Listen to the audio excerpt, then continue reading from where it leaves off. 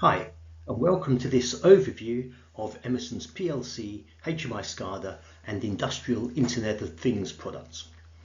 These products are sold under the brand names of PACsystems, Movicon and PACEdge, and there are some additional brand names as well, including PACmotion, Solar HD and a few others, and we'll mention some of these as we go through this deck.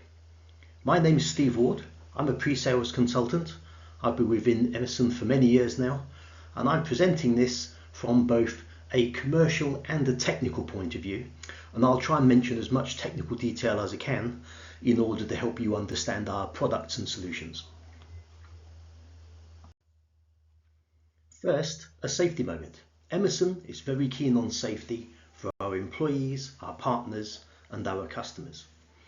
The important issues here are to stay safe, and I recommend reviewing your working environment for issues before you start work. Look for trips and slip hazards, make sure you adopt safe lifting procedures, check for any electrical issues, make sure your desk and computer ergonomics are correct and your equipment is set up so that you don't injure yourself over the long term. If you're driving, make sure to drive safely. When you are on site, wear the correct personal protective equipment.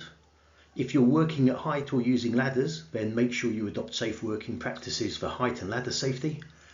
And understand fire safety. Understand what alarms might occur and also know what your exit routes are. My view is everybody is empowered to stop work if it's unsafe. You can stop work and seek clarification, and if there are any issues which cannot be clarified, then they should be rectified before work continues. Issues should be reported, as should near misses. If we report near misses, even if there isn't an active safety issue but a near miss only, then that helps us have a better response and reduce the issues that might occur in future. And pay attention to these 12 life-saving behaviours that Emerson have. Remember, safety isn't a choice, and you have to make sure that you perform everything safely to avoid any risk of injury, both to yourself and others.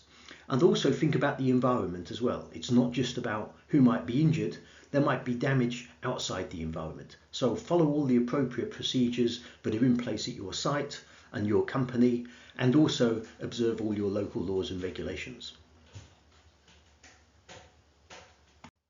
So we'll start with our history, and then we'll go through a brief overview of the portfolio before we dive into more detail. Now, our business unit is known as Machine Automation Solutions, or MAS for short. Machine Automation Solutions has a long history. Originally, we were known as GE Industrial Controls, and that business was first set up under GE, or General Electric, in order to sell PLCs, and that business was formed in the early 1980s. Later, in 1986 or 1987, depending who you talk to, we formed the GE FANUC joint venture to sell both controllers and computer numeric controls across the world. Now, there were multiple acquisitions and other product introductions during the years, but the next key milestone was really in 2009 when the GE FANUC joint venture dissolved and the PLC business became GE Intelligent Platforms. Along the way, we also created a software business, starting off with the Simplicity HMI SCADA software in about 1992, along with the data views and AFE products, and later Taylor Control products. And that software business eventually became GE Digital.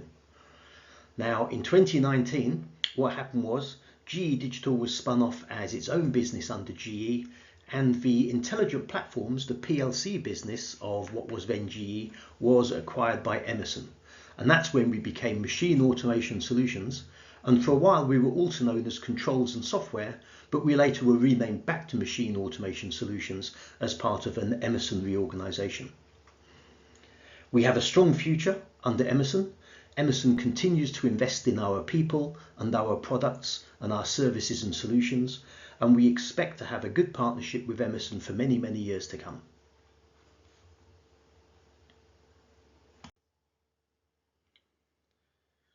As part of Emerson, our core portfolio includes PACsystems, which is a range of PLC and I/O products.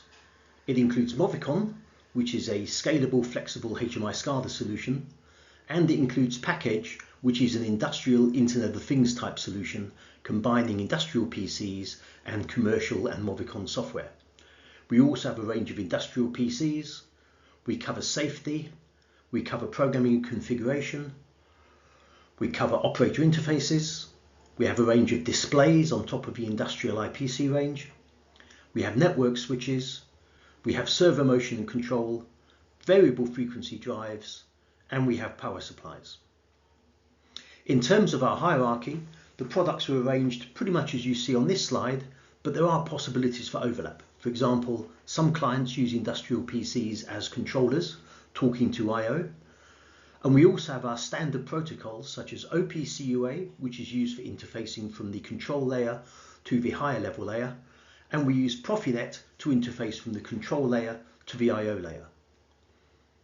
Our view is that with the combination of all of these products, we can solve many automation solution aspects, and we can solve a lot of problems by using a variety of different combinations of product.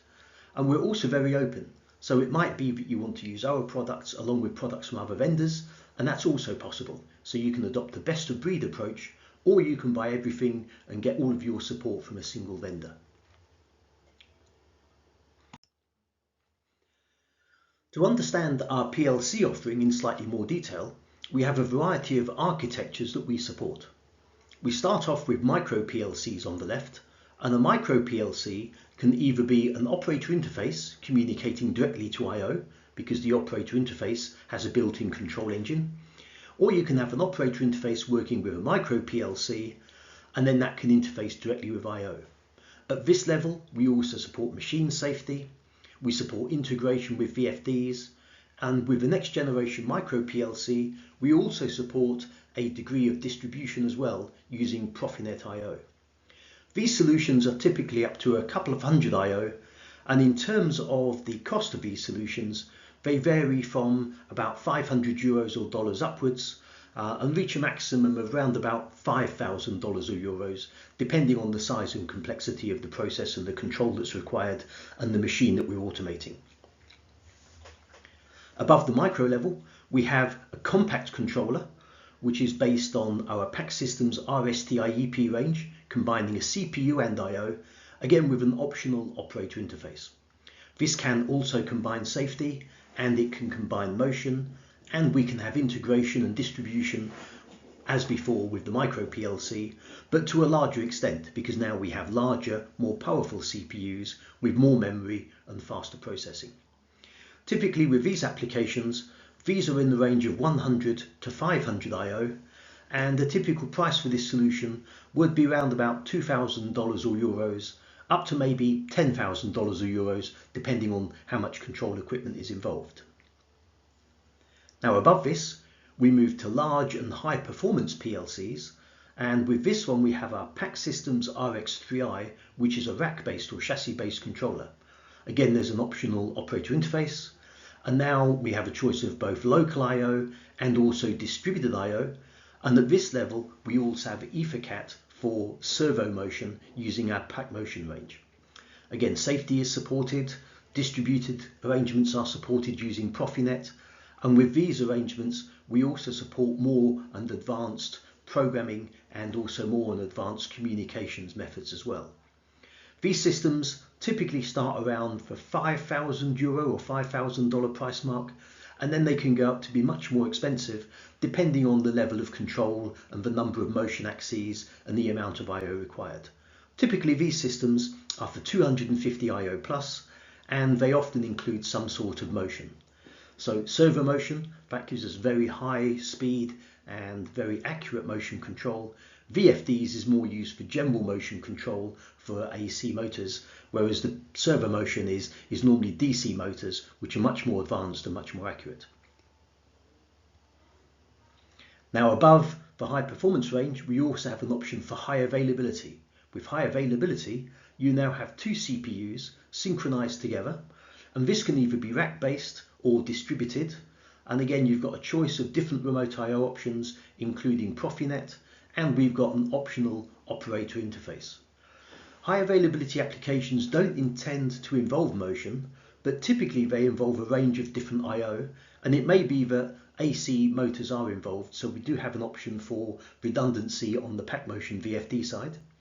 And then we've got multiple options on the I/O side, including our rugged PAC 8000 I/O, our chassis-based RX3i I/O.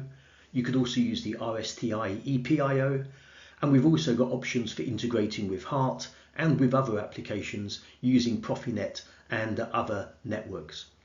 These systems can range in size, again typically in the order of 200 I/O upwards.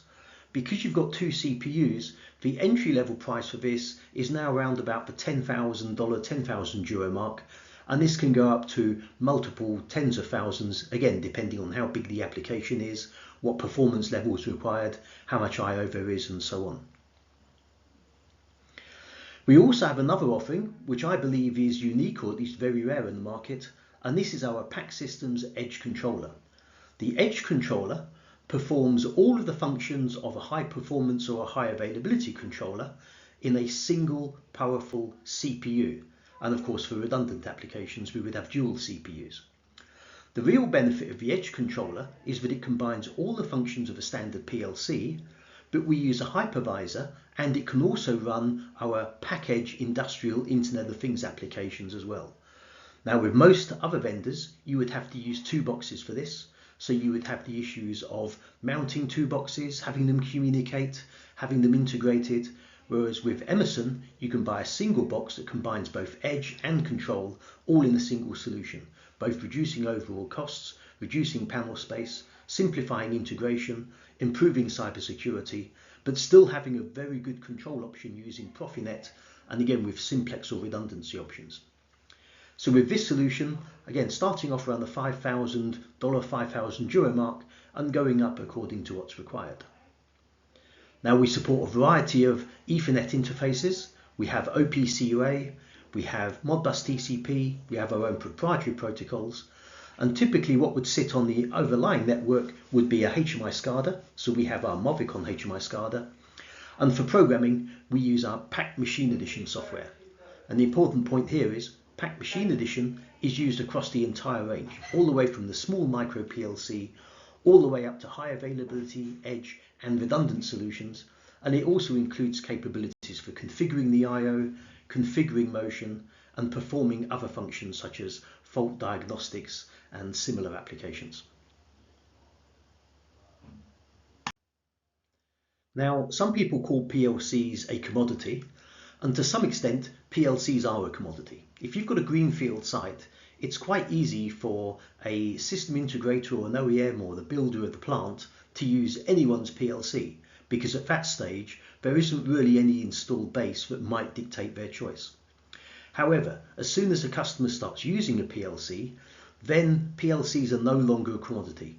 You have all of those knowledge and skills that you build up, you have the programming tools that you purchase, you have the libraries that you build, you have all of the support from the vendor, you have all of those existing systems installed on your plants.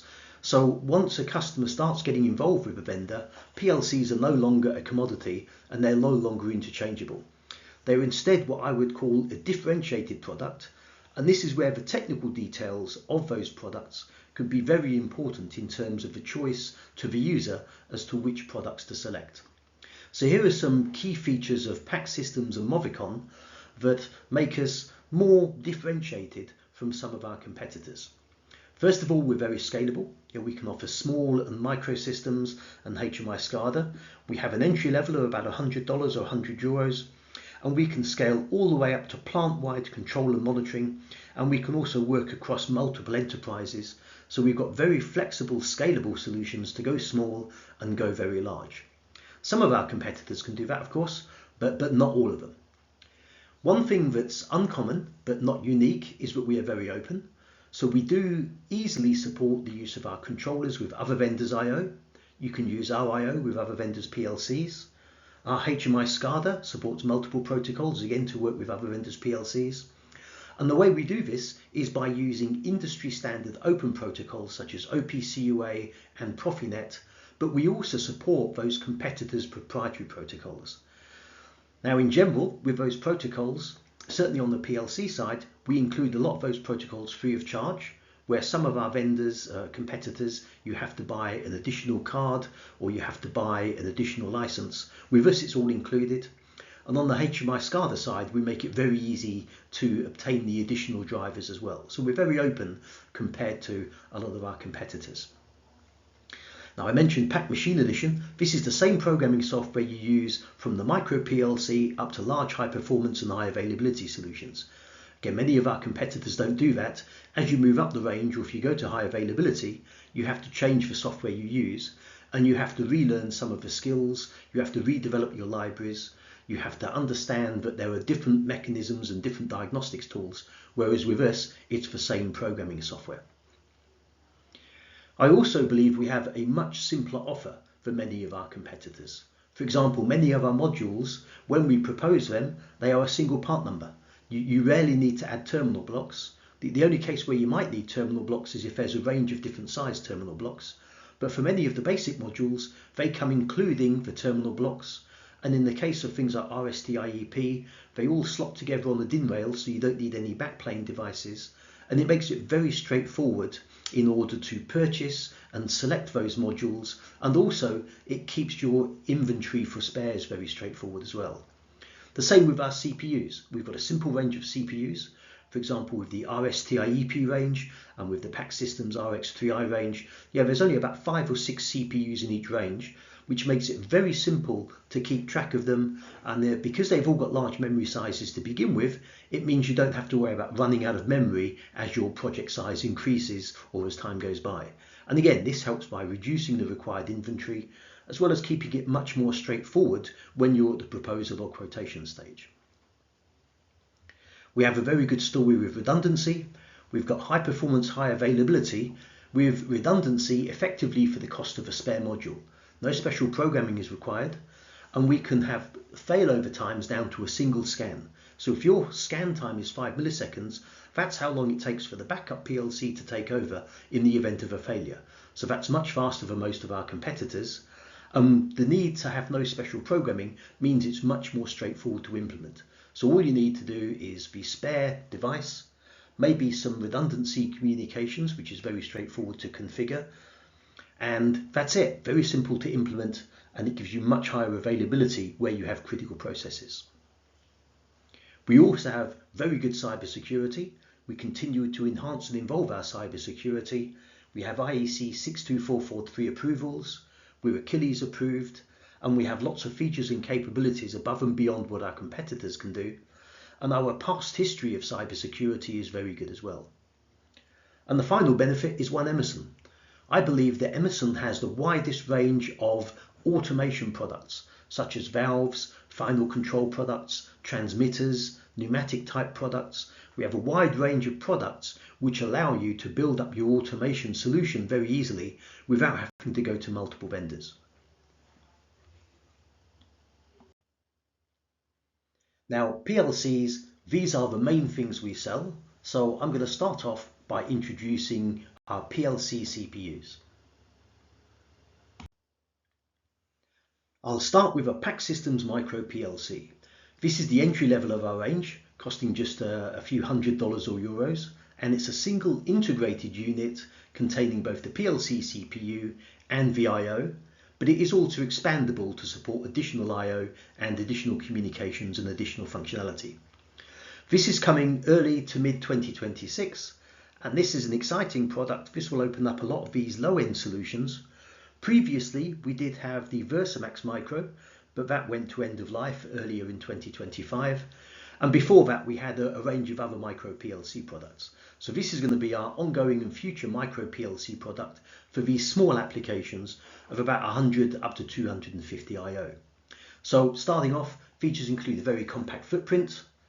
We're using non-volatile memory, which means no batteries are required. We've got nice straightforward online repair with lots of diagnosis for problems and the ability to detect and repair issues without impacting system operation. We've got that family commonality, again that same programming software with other PLCs using PAC Machine Edition, and it also supports the same protocols, things like OPC UA, Modbus TCP, for diagnostic are the same, and the way VIO is implemented is the same. So the idea is if you start off at the low end, or if you start off at the high end, as you move up or down the range, you will follow similar practices. So similar practices for programming, for diagnostics, for communications, and for wiring, which makes it very straightforward to use these products. All our products are very rugged. We operate in the 0 to 60 degrees C range. Some of our products do -40 to +70, and that may be a future arrangement for the micro PLC as well, but the initial release would be 0 to 60. And the majority of what we sell is ATEX Zone 2 rated and conforms with IEC-EX for hazardous areas. Again, we've got that advanced cybersecurity. Achilles is a well-known test, and we are testing to Achilles level 2, which gives us a good level of cybersecurity. And the Emerson and our products are IEC 62443 certified. And as we go forward, we will also be adopting the Cyber Resilience Act, which is an upcoming EU regulation that comes into force towards the end of 2027. One nice feature we have is documentation in the controller. As far as I'm aware, this is unique, and the idea there is that when you download from Pack Machine Edition, as well as downloading the logic, you also download the run comments, the nicknames, any variable descriptions and so on, and you can even download documentation subject to the limits of the memory available. But the idea there is you don't need to worry when you go to site about trying to find the latest backup. Did someone make a change and not record that and not put it in the fire safe or back it up to the version control system? Instead, if you're making changes on site, you just go to the controller, you upload from the controller, you get all of the documentation, and you don't have to worry about backups or lost comments or any other issues. Now, from a cybersecurity point of view, if you don't want people uploading, then that can be protected with a variety of different password levels. And you can also individually protect blocks and the whole program from being viewed or from being edited if you want to protect your intellectual property or if you want to preserve a critical algorithm. But the idea is users who have the right access levels and access to the passwords can upload and get everything they need in order to be able to understand the controller, understand the machine or process, and be able to diagnose problems and, if required, make changes. Now, I mentioned communications. OPC-UA and Modbus TCP are included as standard. Now, with this particular micro PLC, it's Ethernet based, so you have Ethernet programming, but that same Ethernet port also acts as a Profinet port, and we can support Profinet Remote I/O with up to 8 Profinet I/O devices. So although it's a small PLC, this could be used in up to those compact size applications, up to about 500 I/O, depending on how much memory you need and how complex your application is. But we could certainly go beyond what a standard micro PLC can do with this. Now, locally, we'll probably start with 24 or maybe 32 I/O point type devices. So there'll be a combination of analog in, discrete in and discrete out. But with expansion I/O, we expect to be able to support up to 8 local expansion modules, totaling up to 320 I/O. And that will include analog in, analog out, discrete in, discrete out, RTDs, thermocouples, high-speed motion as well, high-speed counters and so on. Now, not everybody wants to use the Ethernet port in order to be able to program this device. So as well as using Pack Machine Edition, there will be an option to also use what we call the RDSD device, and that allows simple setup and application distribution via a USB port. So you'll plug in a USB device, you'll use buttons on the front, and you'll be able to back up and restore applications across multiple devices. There's also an option within there to manually edit a file. So if you are distributing across multiple PLCs, you'll also be able to update common configuration items like IP addresses as well, in case you've got multiple machines and that you need slightly different addressing for each one. So exciting new product coming soon, a great addition to the PAC Systems range. So the next level up, and a very popular PLC right now, is what we call our compact PLC. This is part of our PAC Systems range, and it's also designated as RSTI-EP. So RSTI-EP, this doesn't really mean anything because RSTI-EP was something that we introduced when brand names were problematic and we didn't want to use too many names because some names don't translate into other languages. I'll leave it to you to do some searching. You can find some very funny examples of where products were named in one language and can have quite rude translations in other languages. We think RSDIEP would be very difficult to translate, so it means that it's usable without having to worry again about all of those complex brand names. If you are interested, by the way, PAC systems, this refers to programmable automation controls and it being a system, and PAC systems is an Emerson trademark. Now on the compact PLC side, we introduced a range of CPUs, and these have part numbers in the range of CPE 200. So you'll hear people call this the compact PLC, you'll hear people call it RSDIEP, you'll call it the CPE 200 range, and the CPE 200 actually refers to the part numbers.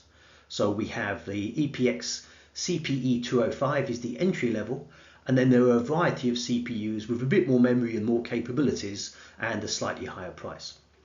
Now, unlike the micro PLC, this is intended to be a modular PLC with a combination of the PLC CPU and then a range of stackable I/O and communication modules which are all mounted on a DIN rail.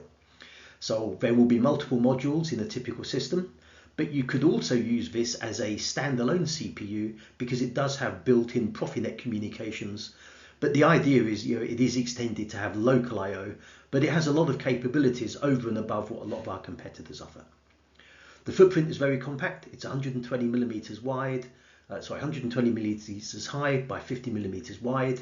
And if you are adding local I/O, I'll come on to that later, those I/O modules are 11.5 millimeters wide. Now we've got a lot of family commonality here, so it's the same sort of Ethernet protocols as we had before. We've got the similar diagnostics, the same programming software again, PAC Machine Edition, same protocols, same diagnostics, same sorts of I/O capabilities. And with this one has got that higher level of ruggedness with -40 to +70 degrees C operation, and again the ATEX and the IECEX certification, and it's got that same advanced cybersecurity. Again, we have documentation in the controller, we've got the same open communications, and with this one we're adding some additional capabilities which make it suitable for process applications with integration into distributed control systems or DCS. So we support MTP that allows us to integrate with our own Emerson Delta V DCS, but MTP, that stands for module type package, that's also an interoperability standard that can be used with other people's DCS as well. The idea is that many PLCs are used on skids, and if you want to integrate that skid into a DCS, it's a big manual effort. So what we have for MTP integration is a set of standard function blocks, and via PAC Machine Edition, you can export those function blocks into the neutral MTP format and then import those into the DCS, and then the DCS automatically creates your function blocks, your faceplates, and everything else that's required to integrate that PLC skid into the DCS system. It's not just about when the system is created.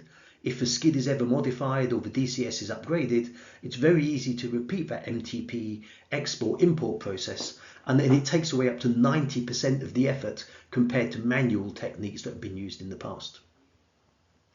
We also support HART pass-through, so if you do have HART transmitters, then these can work with relevant I/O modules, and we can take the HART data through the PLC CPU and up into other applications such as Emerson's Asset Management System, AMS, but also we support other HART multiplexers as well to work with other non-Emerson HART type software. Now with this one, we've got multiple Ethernet ports. If you start off with the CPE 205, it's got 2 Ethernet ports, which can be used individually as 2 ports and 2 separate IP addresses, or you can combine them together for 1 port for Profinet with media redundancy protocol. With the CPE 210 and above, you have 3 Ethernet ports. You have like a programming port, and you also have that dual port for Profinet, including MRP, which is the media redundancy protocol. Now those ports operate at 1 gigabit. They give you real-time I/O capability, and you've got that built-in MRP switch. And the benefit of that means you can build up your network and you can have fault-tolerant Ethernet over your Profinet network for just the cost of a single extra cable. So it makes it very easy to build up fault-tolerant type applications. And also with built-in switches, it also means you don't need many or any third-party components for the I/O. Because each device has a built-in switch, you go from the first device to the next device, use its built-in switch to go to the next device after that, and so on. And it's very easy to create a distributed system using purely the vendor's products without having to go to additional devices.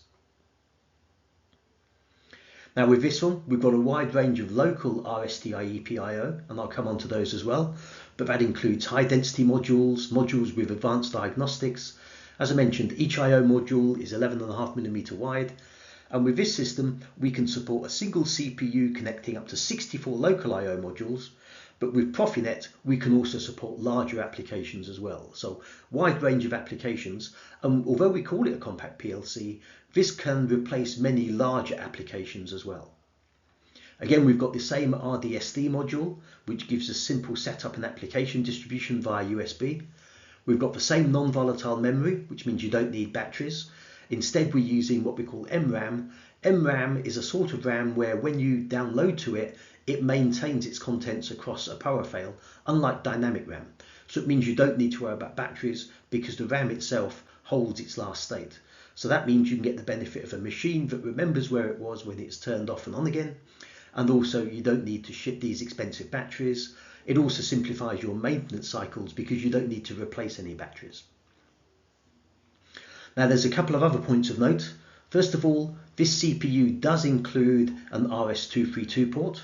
We added this for legacy purposes, although to my mind RS-232 is very old and I would prefer not to touch it, and I've spent many happy hours configuring RS-232 and also RS-485 cables and networks over the years, but these days Ethernet is king and Ethernet should be taking over. But there are still applications out there which do need a serial port, so we do have a built-in RS-232 port. What you'll also notice there with those white connectors is the power supply distribution, and this is a very interesting power supply arrangement. The power supply there powers both the CPU and it also supports the power to the I/O modules. We have two power rails. We have one power rail for inputs and we have another power rail for outputs. And the idea of this is it segregates the input and the output power rails, which means it reduces the amount of electrical noise and it gives us better control. And what it also means is it allows you to distribute your power better as well from a power distribution point of view using multiple power supplies. So we've thought of a lot of nice ideas there, and we've made this as simple to use but as flexible to use as possible and to cover as many bases as possible. Now we've mentioned Pack Machine Edition. I'll just go into Pack Machine Edition very quickly now. Pack Machine Edition is our very common programming software across the complete range. It includes all of the capabilities you would need for a standard PLC, both for discrete but also for process and for hybrid control. So we support standard logic functions using IEC 61131 Part 3 languages. Ladder logic is the most common, but we also support function block diagram, we support structured text, and we also support C programming. So if you've used MATLAB, for example, to create a special routine, we can compile that C program and we can run that directly inside our CPU. That gives you the benefits of protecting your intellectual property, but also having very high speed operation because you're running on bare metal and you're not using an interpreter to run your application. So lots of nice ideas for programming there as well, also very good diagnostics. And the other thing you can do with the Pack Machine Edition software is you can also password protect the system as well. You can protect at the overall layer, you can protect the individual layers, you can protect individual blocks, and you can protect them from being viewed, or you can just protect them from being overwritten. So there's a lot of security built in there. And we also have lots of logs as well. So if anyone tries to log in, all of the failed logins are tracked. And also we log the name of the computer where they tried to log in. We log things like usernames where possible. We log time and dates. So there's a lot of extensive logging inside the CPU as well. And that can be retrieved through the Pack Machine Edition software. So overall, makes a very compelling package. And I'd like to announce here that in 2023, this particular range of CPUs was awarded the Gold Award from the Control Engineering magazine. So it won Product of the Year Gold Award. And that's reflected in the wide range of capabilities and functionality it has, but it still comes in at a very reasonable cost. Let's move up to the PAC Systems rack-based RX3i PLC and I/O. This is both a range of PLCs, it's also a set of communication modules, and it's also an I/O system. And you can use it as a combination of those by modifying the different combination of modules you use. Mainly, it's used as a CPU. There are communications, it does support redundancy, but as you'll see later, I've got another slide, and this covers how we could use it as I/O using an I/O scanner module instead of a CPU. Now, a key benefit of the rack-based RX3i is the backplane itself. If you go back to the CPU 200 range, this uses a 48 megabits per second network. With the rack-based RX3i, we're using a PCI-based network, which gives us 250 megabytes per second. So much faster than older or lower cost serial type backplanes. So a key benefit of this is the RX3i has very high performance, and regardless of how many modules you install in the backplane, doesn't matter how many motion modules or communication modules or how much processing you're doing, the backplane is never a bottleneck, and this is why this is suitable for these high performance type applications. Now the RX3i name, yeah, that does have a sort of meaning. R comes from rack, X is extensible, so it's the X from extensible. 3 is the form factor, it's about a 3U height, and it also relates to the same sort of installation size as our previous Series 9030 PLC. And the I, that's something our marketing team put on, like fuel injection. So RX3i, that's the name, and it's sort of meaningful, but again, it's all under the PAC Systems brand name. PAC Systems is the overall brand name for all of our controllers and I/O.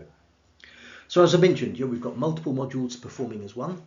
We've got that same family commonality you've seen. We've got the same advanced diagnostics.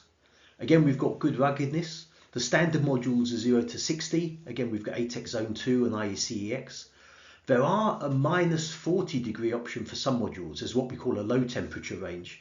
So many modules also have the capability to go down to minus 40 if required. Again, we've got that good cybersecurity. We've got the documentation in the controller. And where we have a key differentiator now over the other modules so far, we now support high availability. So there are options for redundant power supplies. So you can have one or more power supplies in a chassis, and we can do an N+1 arrangement.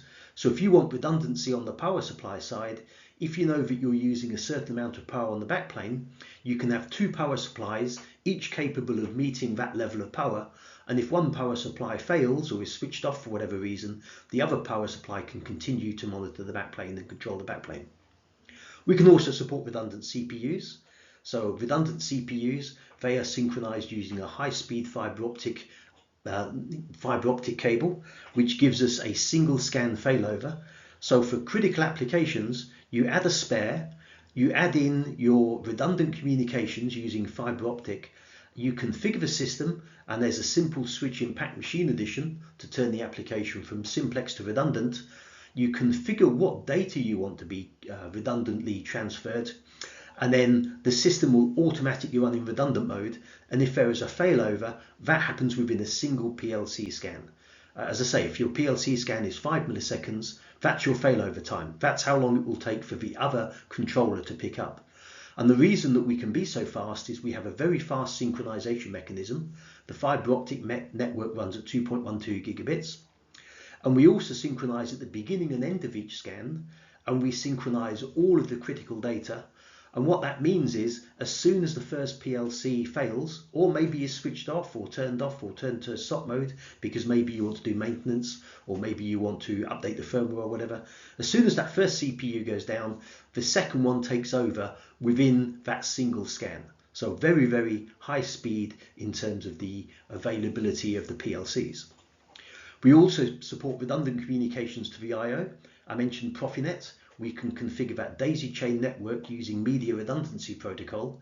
And what we can also do there is, with the cost of a single cable, you can wire the last device back to the first device. And if any cable fails, or if any single device on the network fails, then the other network cable going the other way takes over.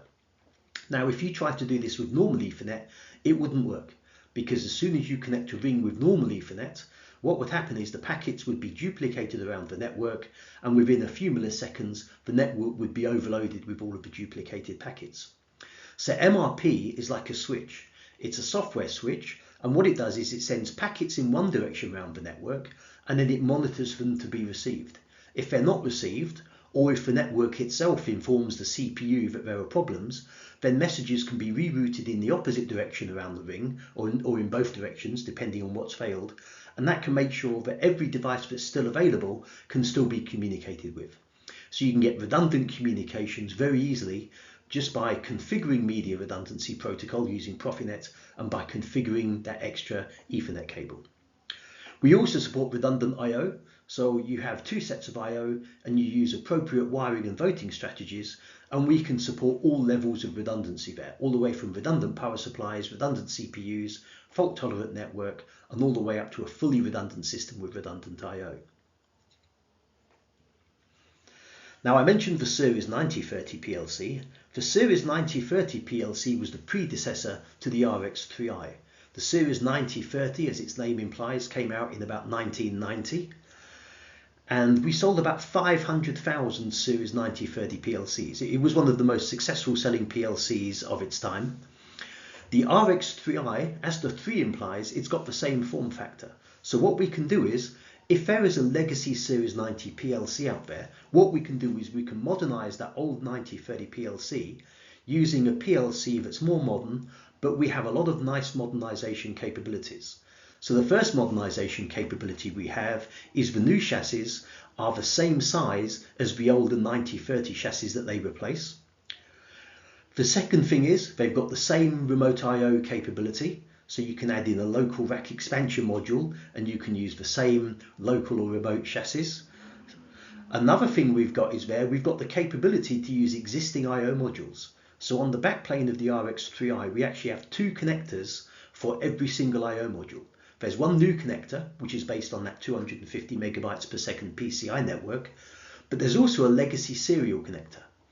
Now, the serial connector, the purpose of that is to support low density and high density discrete modules, and also it supports legacy I/O modules, which come from the Series 9030 range. We would have a new power supply and a new CPU, but the idea is if you're modernizing, what you can do is you can replace just 4 components. You replace the chassis, the power supply, you replace the CPU, you keep all of your existing I/O, you keep all of your existing wiring. You would have to upgrade any communications you have, but then what you can do is via Pack Machine Edition, you can modify the existing application, and it's generally 100% conversion except for communications. But what it means is you've got a very straightforward upgrade strategy to go from a Series 9030 to a modern up-to-date RX3i. The other nice capability there is it's low risk. Because you've not disturbed the field wiring and the I/O wiring, or even the I/O modules themselves, if anything went wrong with your upgrade, you could just put the old modules and the old chassis back, and you'd be back where you were without any risk to your operations. So it's a very good, simple modernization strategy, could be performed in just a couple of hours, and it's low risk because if anything goes wrong, you can just go back. Now, the RX3i is also designed for the future. We have that same DCS integration we talked about with MTP and heart pass-through. We've got the options of Profinet controllers, and depending which CPU you get, it's either built-in Profinet or you have an optional extra Profinet module, again with those built-in switches for media redundancy protocol. I'll talk about the I/O in a bit more detail later, but there's a wide range of high-density I/O with lots of advanced diagnostics, including isolated I/O, again RTDs, thermocouples, discrete analogs. There's a wide range of I/O there. And on the chassis side itself, it does require a chassis. The chassis is generally panel mounted, and we have chassis sizes in the range of 7, 12 and 16 slots. And if you look at all of the different I/O and communication modules, there's about 100 different I/O and communication options there. So very flexible, very scalable. And again, in terms of the communications, you have built-in OPC UA, built-in Modbus TCP, nice powerful CPUs, lots of memory. You've got the RDSD support. Some of the CPUs also have built-in serial ports. So it's both a very powerful CPU for high performance applications, for redundancy applications, but also for these modernization of legacy PLCs. Another option we've got as well is communication modules. For VFDs would be installed on the Profinet network, but if you're doing high-speed servo motion, then we have a dedicated servo module, and with that servo module, that supports up to 4 EtherCAT axes using our PAC motion range. So we can also do high-speed servo motion with this. I don't talk too much about PAC motion in this range, but what we have is, if you want to do PAC motion, then we've got the standard module which supports 4 axes, but you can have up to 10 of those modules in a single chassis, and it's possible to synchronize up to 40 axes all within the same system. So we've got very high performance there for large multiple axes type machines.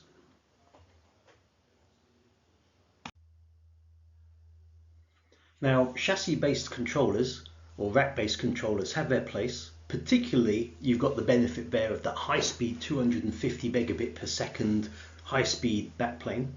And of course, for legacy modernization, that also makes sense as well. But increasingly in the automation business, we see more and more distributed applications. And typically what users are looking for is some sort of controller that's mounted in a central location, and then it will have communications to the I/O that's mounted around the machine or the plant. So this is where our PACsystems RX3i Edge controller comes in. Sometimes this is also called a standalone controller, and that's what you'll see if you go into PAC Machine Edition. You'll see standalone, but I prefer to call it the Edge controller. It's had a variety of names over the years. Again, the RX3i comes from the rack and the extensible and the 3-part, but this doesn't really fit into the 3-part because it's a standalone controller that doesn't have any local I/O. The reason we call it the Edge controller is that it supports both the standard PLC applications using the same PAC Machine Edition software as the rest of the range. But what we've done is we've got a quad-core CPU inside here, and we've used hypervisor software to turn that into two core computers. So 2 cores run what we call the PAC engine, which is our PAC Machine Edition interpreter that runs your IEC 61131 Part 3 languages. And the other 2 cores run what's called PACEdge. So PACEdge is a combination of open source and Movicon software that allows you to implement edge solutions, industrial Internet of Things applications or analytics applications, call them what you want. But the idea is it's a combination of Linux with a variety of different software to implement additional applications alongside your standard PLC CPU. Now, the key benefit of doing this in the same box is that you get much tighter integration between the 2 boxes.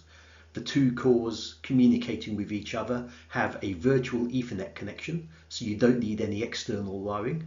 It's a very compact unit, 170 millimeters high by 60 millimeters wide, so you're not taking up much panel space. Single power supply connection, so you haven't got any issues there about having to run in multiple power supplies and MCBs and power distribution and so on.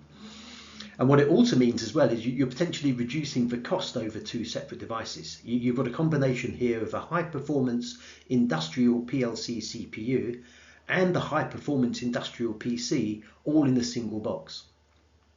Now, some people say, what happens if I want redundancy? We do support high availability with this as well. So if you want to, you can run 2 of these boxes side by side. I say side by side, they're actually integrated and synchronized using Ethernet, so they could be up to 100 meters apart using standard Ethernet cables. And then, same as we saw before, if a single device fails or is taken offline for maintenance, then the other device will take over. It's not a single scan this time. Because we're using Ethernet for the synchronization link, the failover time is 300 milliseconds. That's pretty much fixed. But the benefit of that is it's still much faster than most applications you would be controlling, unless it's the very, very fastest of applications, in which case you would use the RX3i rack-based solution. This will support hot standby for many, many normal sorts of applications. Now, in terms of the family commonality, this is very similar to what you've seen before. You've got the same online repair capabilities. You've got the same programming with PAC Machine Edition. This one's rugged, again with -40 to +70 degrees C as standard, ATEX and IEC EX, the same Achilles and IEC 62443 certifications, that same documentation in the controller, very similar redundancy setup to what you saw before. In this case, LAN 2 is used for Profinet, and we've got a built-in switch on LAN 2, as well as that additional LAN 1, which is used for high-level communications. It does have USB ports. It's also got an OLED display. The OLED display is a nice step upwards, because from the OLED display you can display things like the operating state of the PLC. If you've got the right support in terms of your programming capability, you can run and stop the PLC. That can be locked out if you want to. You've got capabilities to view things like view the IP address. And underneath the CPU, you can't see this from here, but we've got a serial port. We've also got the Ethernet port, which is used for the edge connection. And then also underneath is where you plug in your power supply connection. Profinet is built in again, 1 GB real-time I/O network with built-in switch.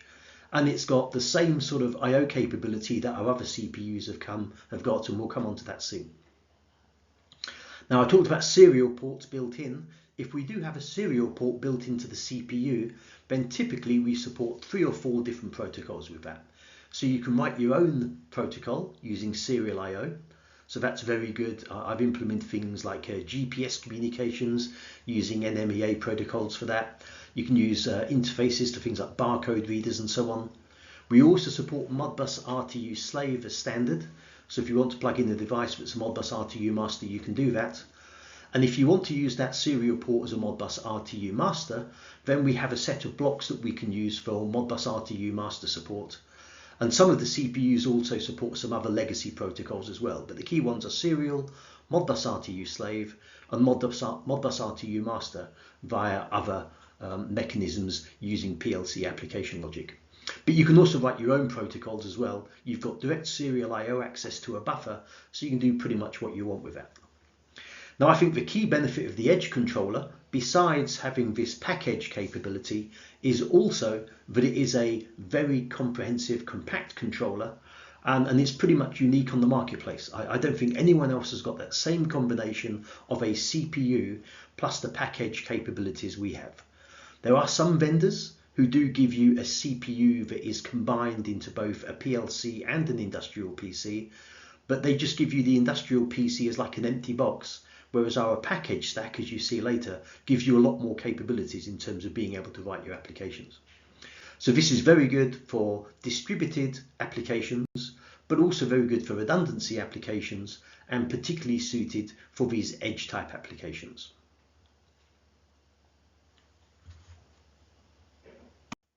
Now, a bit of background on our PAC Systems layered approach. We moved to a layered approach many years ago when we first introduced PAC Systems. Prior to this, PLCs were pretty much built as monolithic devices. So what that meant was a vendor had to design the hardware, they had to write an operating system, they had to design their own proprietary I/O protocols, and it was pretty much all one application, hence monolithic. And if anything changed, the whole PLC had to be redeveloped. It ended up being potentially millions of lines of code, very complicated specialized hardware, very difficult to make any changes. We took the approach early in 2000s, and this actually started with the PAC Systems RX7i, which came out in 2003, but that product is no longer sold. Obviously continued with the PAC Systems RX3i, which came out a year later. But the idea was we went to a layered approach, very similar to what's used in modern computer applications. So if you start at the bottom, we have a range of I/O hardware, and that I/O hardware is designed to be independent. So we support multiple I/O communication protocols in order to be able to use different I/O. Now in practice, the I/O hardware, that can be Profinet I/O, it can be EtherCAT to Motion, we can support Modbus TCP I/O, potentially we could support other I/O protocols as well, but we've decided to go down the Profinet route, and I'll talk a bit more about that in a few slides. Now the benefit of being able to use multiple different types of I/O is that you get a lot of interchangeability, and as technologies change, it means we can also use different I/O and even mix different types of I/O in the same application. So it gives us a lot of application flexibility at the I/O level. Now we do the same at the CPU level with the hardware. With the hardware, we split out the hardware, and within Emerson, we're actually using Intel compatible CPUs at the high end, and we're using ARM compatible CPUs at the low end. The benefit of doing this is, by using a common operating system, which is VxWorks, We can run that on multiple different types of hardware, and again we can change the CPU hardware without affecting the upper layer and without affecting the lower layer either. Within the CPU hardware, we even had a situation which is used in some of our CPUs where the CPU hardware itself is modularized. So we have a daughter board for the actual physical CPU, be that the Intel CPU or whatever, and underneath that we have a carrier board which has all of the I/O interfaces such as Ethernet ports and serial ports and so on. But having that modularized approach gives us very good flexibility on the hardware, and again it allows us to replace the CPU hardware without replacing any of the other layers. We recently refreshed some of our CPUs, for example the CP 302, 305 and 310. We changed the actual internal Intel CPU because that went obsolete. But because we were using the same I/O, the same operating system and the same other applications and so on, it was effectively transparent to the user. So this gives us a very good story from a modernization point of view. But it also simplifies our own life internally within Emerson.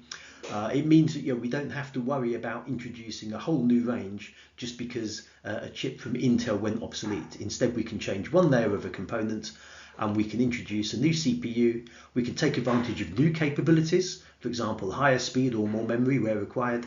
But we can continue to offer a CPU that replaces an existing CPU with no change to the user. Now, operating system. We went to an open standard operating system, which is VxWorks. Again, if you're your own vendor and you're writing millions of lines of code of your own operating system, okay, that's good if you've got the teams to be able to support it. But as this code gets bigger and bigger, it makes it harder and harder to make any changes in future. If you're writing your own operating system and someone comes along and says, right, I need a new protocol, like OPCUA, for example, that means you've got to rewrite all of your software to be able to use OPCUA. If you're using an open operating system, then you can go to that vendor or you can go to all of the partners with that vendor. There's a huge ecosystem of vendors, and you can buy an off-the-shelf OPCUA stack and integrate that with the operating system very easily. And of course, it also means you reduce your costs. Rather than having a big development team spending a lot of time writing your own software, using that off-the-shelf operating system makes life a lot easier. So as I said, we went with VxWorks. We use a variety of different protocol stacks. So another example, we just upgraded our OPCUA stack, which was very straightforward to do because of this layered approach. We're also upgrading our Profinet stack, again very easy to do because we've got this layered integrated approach, and it means it's much easier for us to make changes and move forward with market requirements compared to that old monolithic approach. Now the PAC engine. The PAC engine is our interpreter that runs your PAC Machine Edition application. That is one thing we've kept the same, although we do continue to enhance that with new development options and new function blocks and upgraded function blocks and improved performance over time. But the benefit there is we're using the same PAC engine, which is developed from the previous operating engine that was used on the Series 90 PLCs. And this is what gives us this forward migration capability. By using the same underlying PAC engine, the key point here is the user's application can stay the same, and even if we modify the PAC engine, we can still run legacy applications with no changes, which makes it much more straightforward for the users. So this layered approach, I don't think it's unique anymore, but I think we were the pioneers of doing this. That the key points there are that these separate layers simplify development, and a key point is it allows changing of layers without affecting other layers. And the key point for users is it supports future developments and modernization without affecting backwards compatibility. So very important. And again, we've got this whole idea of PAC Machine Edition, which is the same programming tool used across the entire range. So let's look at the PAC Systems RSTIEP Compact PLC range. As we mentioned, called the CPE 200 because the part numbers have CPE 2 something in them. We have the EPX CPE 205, which is the entry-level CPU. These are all ARM-based, running VxWorks operating system, but they have a range of different memory sizes and communication capabilities going up the range according to how much money you want to spend. So the EPX CPE 205 is the entry-level. All of the CPUs are pretty much the same, but as we move up, you will see that we move to multiple cores at the higher level. But they're all ARM based and they're all running at 1 gigahertz. So high speed for a CPU, but then this is a modern CPU, so nothing unexpected here. If you look at the next row, it's the memory size. So we start off with the CPE 205, which has half a megabyte of memory. As we move up, you'll see we've got the CPE 210 with 1 megabyte of memory, CPE 215 with 1.5 megabytes of memory, the CPE 220 with 2 megabytes of memory, and the CPE 240 with 4 megabytes of memory. So it's very easy to see how there that the part number reflects the size of memory you have. Now, unlike some of our competitors, it's a straightforward range. We only have 5 different CPU models, and it's one part number, and that part number gives you your CPU, it gives you your DIN rail mounting brackets, and it gives you all the capabilities you need to start connecting I/O. Yeah, it's one part number, so very straightforward. The only differentiation you need to make as a user is what memory size do you need. Now, I would say that the CPE 205 is ideal for OEMs. It has a list price of around about $1,000 or €1,000. And then we go up in terms of price. The larger ones, because we've got larger memory and higher communications processing capabilities with dual cores, the larger one is about $4,000 or €4,000.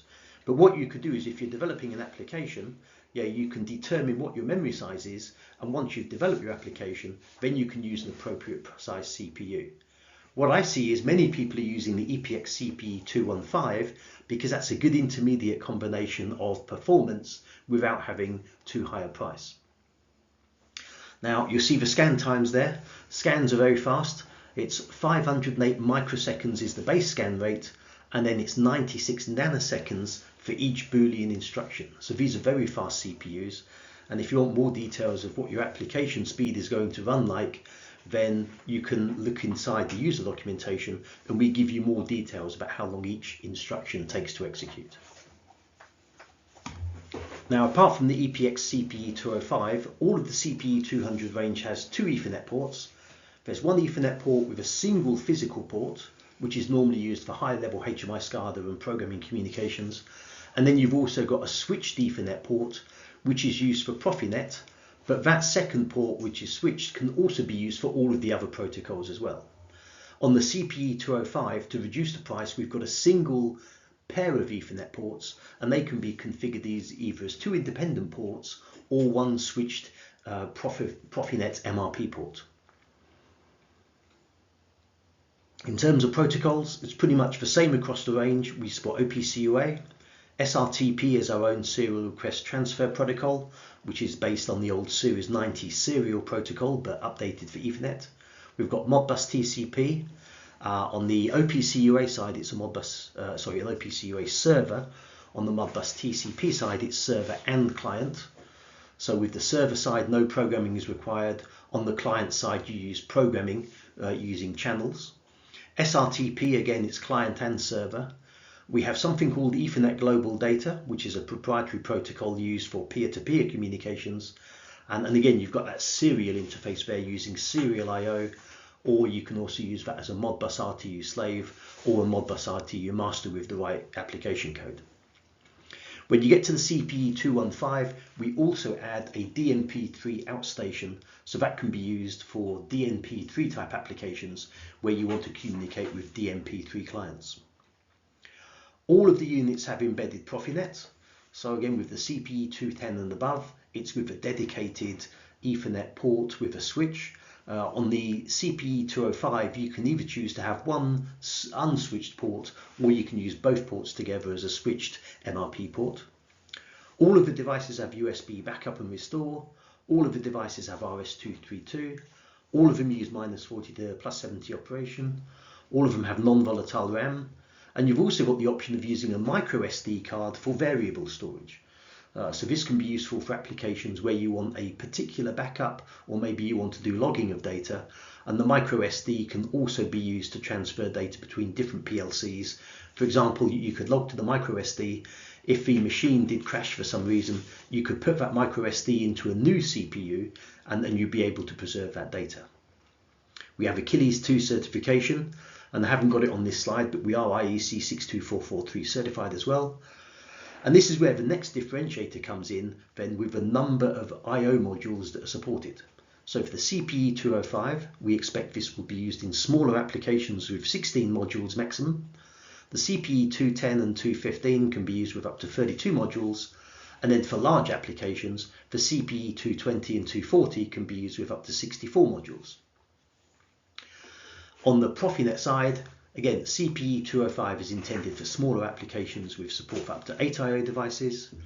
CPE 210 and 215 are medium with up to 16 I/O devices. And then you've got the 220 and 240 with large applications with up to 32 I/O devices. Again, we've got ATEX Zone 2 across the range and IEC EX across the range. Now, one question that a lot of people ask is, can I use the CPE 200 in redundant applications? The short answer to that is, no, we don't support that.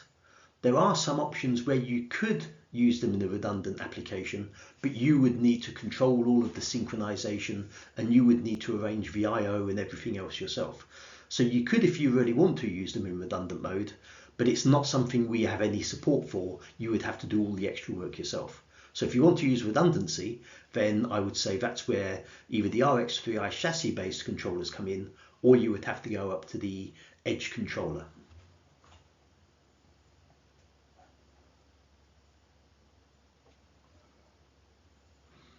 There's another question that comes up occasionally as well.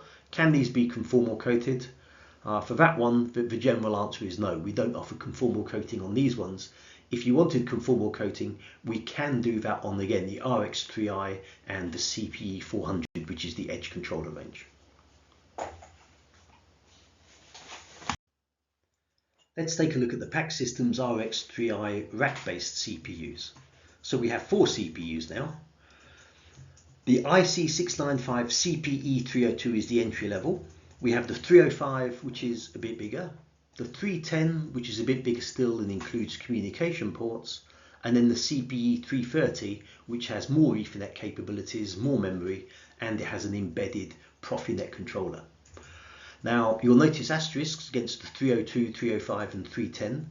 Originally, the 2, 5 and 10 numbers referred to the amount of memory installed, similar to how we do the CPE 200 part numbers. But actually, we've refreshed the CPUs recently, and with the 305 and 310 particularly, they now don't have 5 or 10 megabytes of RAM, as the number would imply. They've actually got 6 and 13 megabytes of RAM. When you go up to the CPE 330, this has got 64 megabytes of RAM. And with the entry-level CPE 302, that is 2 megabytes of RAM. Now, all of these are using an Intel-based CPU. It's actually running at 1 gigahertz. But when we get up to the CPE 330, we have 2 cores. So this gives you a lot more processing capability. There's one core to run the PAC engine and do your interpreted logic. And there's a separate core for communications. So it runs significantly higher performance than the lower ones. The CPE 310 isn't used very often, but the real reason for the CPE 310 is to replace legacy RX3i CPUs, such as the CPU 310, which didn't have Ethernet but did have serial ports. Otherwise, I would normally say if you need serial ports, we've got a separate serial module option that you can use, but all of the CPUs up to the CPE 310, they've also got at least one built-in serial port. So the 302, the 305, they've got an RS232 port. The benefit of the CPE 310 is it's also got an additional RS485 port, and the form factor of those ports might be a bit better.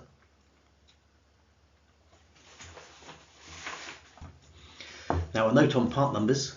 With the EPX CPE 205 you saw before, EPX means it's part of the RSTI EP range, and the X refers to extensible. There was also an older version of that CPU called the EPS, where the S stood for standalone. With the RX3i system, we use a slightly different part number convention. We start with IC, and IC stands for Integrated Controller or Intelligent Controller. And then the 695, 6 refers to the controller range, 9 and 5 refer to the RX3i, and there will be some slightly different part numbers when we come on to the I/O. For example, you'll have IC695 parts which use that PCI backplane I mentioned, which is the one that runs at 250 megabytes per second. But There are also some IC694 modules which use the legacy serial backplane.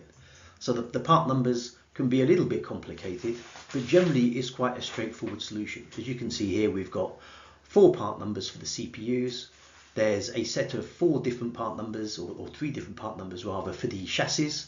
You've got the IC695 CHS007 for the 7-slot chassis, CHS012 for 12-slot chassis, CHS016 for a 16-slot chassis, and then you've got power supplies. PSD is DC power supply, PSA is AC power supply, and there's a couple of other part number variations on there.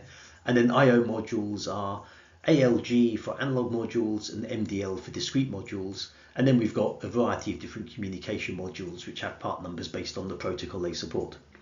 But relatively straightforward. Generally, each part number is self-contained. You don't need to buy anything else. So for example, with the CPE part number, that's the single part number for the CPU. You don't need to worry about any extra connections or terminations or memory cards. It's one part number. And in the case of the first 3 part numbers here, we talk about memory. We've got RAM as standard. So RAM is what's used to store the program when it's operating. But all of these CPUs have built-in flash memory, which is used for non-volatile storage across a power fail. So with the first 3 part numbers, they also include a built-in capacitor bank. And that capacitor bank allows the system to store all of the RAM contents into flash when there's a power down. And then on power up, everything is copied from flash back into RAM. So that gives us the benefit of non-volatile storage, but without needing any batteries. Instead, we use this capacitor bank. For the IC695 CPE330, that capacitor bank is actually a separate module and it's optional. You can either buy the CPE330 itself, or you can also buy a part number CPK330, which includes that capacitor bank. So there's one more part number that's not on this page. But generally, single part number gets you everything you need. Now you can see the scan times here. These are a significant improvement over the CPE 200 range. We've now got 290 microseconds as the base scan time on the first 3 CPUs, and that improves to 196 microseconds on the CPE 330. Boolean operation is 66 nanoseconds per instruction, or 46 nanoseconds on the CPE 330. So these are very high performance CPUs, and of course coupled with the high speed backplane, that gives you very high speed performance for high performance type applications, and it also improves your scan time in redundancy applications. Moving down, we've got Ethernet ports. Every CPU includes at least one Ethernet port, and with the latest CPUs, that's a gigabit Ethernet port, and it's switched. So there are actually 2 physical connections, but it's one IP address. On the CPE 330, you've got 2 Ethernet ports. You've got one high-level port for programming and HMI SCADA communications, and then you've got a switched port which is used for Profinet and MRP. It's annoying. With respect to protocols, we've got the same protocols as before. OPC-UA, that's generally a server. SRTP, which is our own Emerson protocol, client and server. Modbus TCP, server is built in, client via programming, but we have some predefined function blocks for that. Ethernet global data for peer-to-peer. And with the majority of these CPUs, we have a built-in serial port as well, except for the CPE 330, which doesn't have the serial port. For Profinet, the CPE 330 does have an embedded Profinet port, although it has some restrictions. But for the other CPUs, you would use an optional Profinet controller, which is the IC695 PNC001 module. We've got multiple optional protocols, including HART pass-through using relevant I/O modules, DNP3 using an additional module, IEC 104 using an additional module, IEC 61850 again using an additional module, and DeviceNet and Profibus support again using an additional module. And we've also got an optional serial module, the IC695 CMM002 with 2 ports, and the CMM004 with 4 ports. As before, USB backup and restore. Majority of these CPUs do have built-in comms, as I mentioned, except the CPE 330. And if you really want to do communications, the CPE 310 has this extra set of ports. It's got an RS485 port as well. Notice that with the sizes here, if you're not using all of the capabilities you need, the CPE 302 and 305 have the benefit of being single slot modules. They only take a single slot in the CPU chassis. As soon as you go to a CPE 310 or a CPE 330, these are 2-slot modules. And of course, if you're adding Profinet to the CPE 302, 305 or 310, that would be another module. And the same with the CPE 330. If you're adding a CMM module, again, that would be another slot coming out of your chassis, according to how many you've got. Again, remember we've got 7-slot chassis, 12 slot and 16 slot. The most commonly used is the 12 slot, but if you don't need that many modules, the 7-slot allows you to have more compact arrangements. Now, operation on these is 0 to 60 degrees C with a minus 40 degrees C option for low temperature. I mentioned this capacitor bank, that's the energy pack. So with the energy pack, that's included with the CPE 302, 305 and 310. And there's an optional energy pack for the CPE 330. Now on the redundancy side, only the CPE 330 supports redundancy, and that's using the RMX modules. So the idea of that is you have either 1 or 2 RMX modules in each chassis, and they're synchronized using a fiber optic connection to your backup CPU. We have a choice of RMX modules. There's a multi-mode fiber which can go up to 300 meters, and then there's a single mode fiber which can go in theory up to 80 kilometers. So that allows for wide segregation between the 2 redundant CPUs. Fiber optic network runs at 2.12 gigabits, and the benefit of that is, as I mentioned earlier, gives us a very high speed network between the 2 CPUs and very high speeds of failover within a single scan. On the cybersecurity side, we have Achilles 2 certification and also IEC 62443 certifications. Now, with regards to the local system, what we can do there is, inside the chassis, as long as you've got a CHS 012 or 016, the last slot is a dedicated slot for an IC 695 LRE001 module, and the LRE stands for Local Rack Expansion. And this will support parallel cables to allow you to have up to 8 racks in total. So you have a CPU rack and 7 expansion racks, each daisy chained together. The CPU rack can include IC 695 modules and IC 694 modules, but the expansion racks are IC 694 only. So normally what we do for these systems is we normally have a local CPU rack and we use Profinet expansion, but if you want to reduce the price, we can do that by having local I/O modules. So depending on which CPU you use and how many slots it's got, and which type of base rack you use and how many expansion racks you use, you can have up to 84 local I/O modules with the CPE 302 and 305, and 83 I/O modules with the CPE 310 and the CPE 330. Profinet, using the Profinet controller and a multiple of Profinet controllers, you can have up to 255 I/O devices. There are limitations on each Profinet controller module, so to get the full 255 I/O devices, this would be for a simplex network, and it would be for a non-redundant network, and that would be using up to 4 Profinet controllers in each CPU chassis. So Profinet rules are quite complicated. I've got some separate slides on that. In terms of certifications, we've got ATEX 2, we've also got marine certifications, and we've got the IECX. And there's also a conformal coating option. As well as being able to add LT on the part number for minus 40 degrees, you can alternatively add CA on the part number, and CA gives you a conformal coating option. Let's take a look at the PACEdge edge controllers. These use the same part number convention as before, IC 695, because they're considered part of the PACEdge RX3i family. And now we've got CPE. So CPE in the previous slide stands for CPU with Ethernet, but in the case of CPE 400, the E refers to edge controller. Again, these definitions have changed over the years, but these are the definitions we're currently using. So CPE, CPU, edge controller, and 400 refers to the entry level. We've also got CPL 410, which is the loaded edge controller, and it's got 410 instead of 400 because it has slightly more capabilities when we come on to the Profinet side and the redundancy side.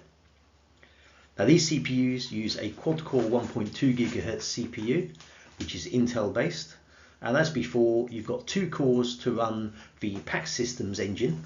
So that's 1 core for the PAC systems interpreter, the PAC engine itself, and 1 core for your communications. And then the other 2 cores are used for PACEdge, which I'll come on to later. Base scan time is 193 microseconds plus 46 nanoseconds for each Boolean instruction. On the PLC side, you've got 4 gigabit Ethernet ports.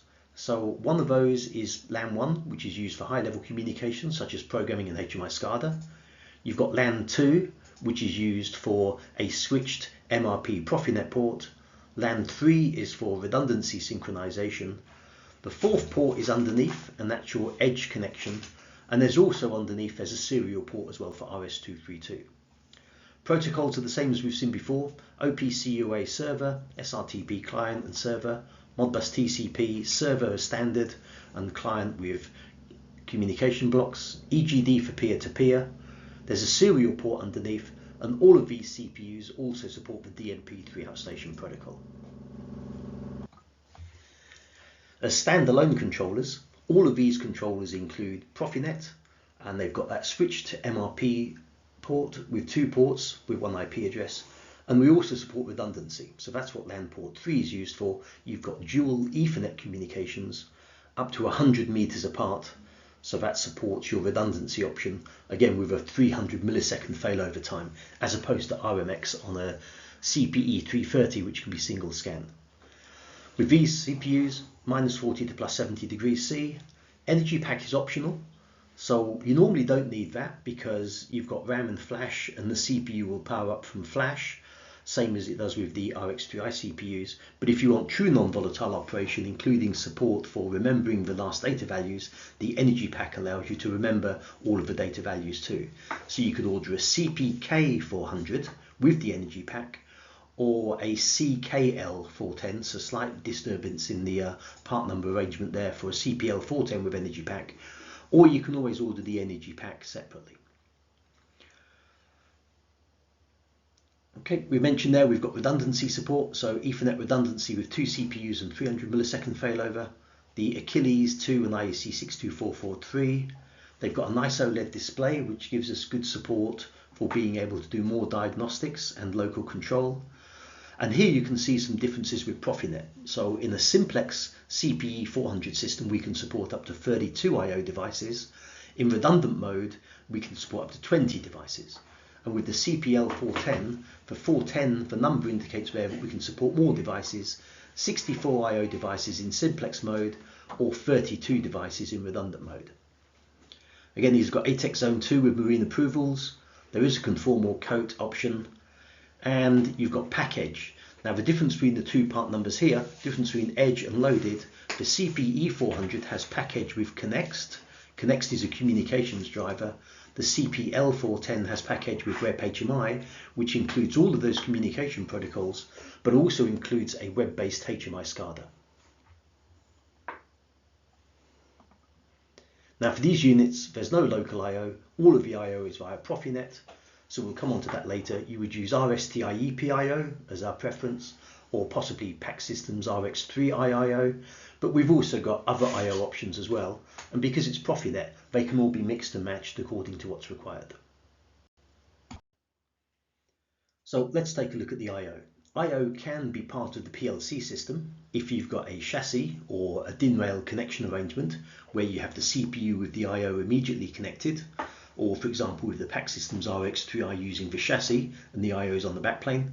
But I/O can also be distributed I/O, and we can even supply I/O using standard network adapters to work with other people's PLCs. So I/O can both be a part of the PLC system, or it could be a subject by itself if we're talking about some different third-party CPU. So our PAC Systems I/O portfolio is based on a mix and match approach. We standardize on Profinet, although other network types are available, but using Profinet allows a standard Ethernet network to be used, including support for high availability with MRP. We also have support for redundant PLCs as well. But with Profinet, it's standard Ethernet, but then you have high performance I/O modules via a network adapter or bus interface module, also known as an I/O device. And then you have your I/O modules according to whatever platform or family it is you use. Now, one of the great things about Profinet is on a single Profinet network, you can mix and match multiple different I/O types. So this allows users to choose the best solution in terms of cost and performance for their application, including the ability to mix and match where required, depending on exactly what their requirements are. So we get possibilities for reduced footprint, allowing the right sized I/O to be used for the job, and that can also give you close location of the instrumentation and reducing wiring. As I mentioned, we have improved availability. We also have options for hot swap, as well as network and system redundancy, and also those conformal coating options I mentioned earlier.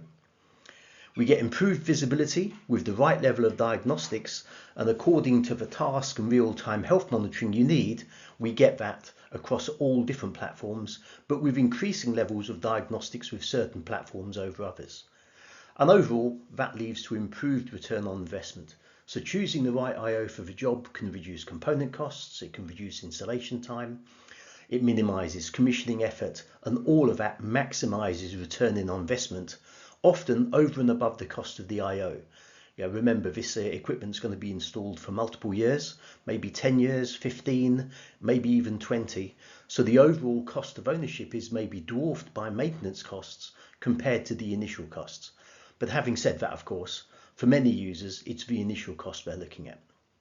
So looking at the 5 available key platforms we have RX3i I/O. So this uses the RX3i chassis.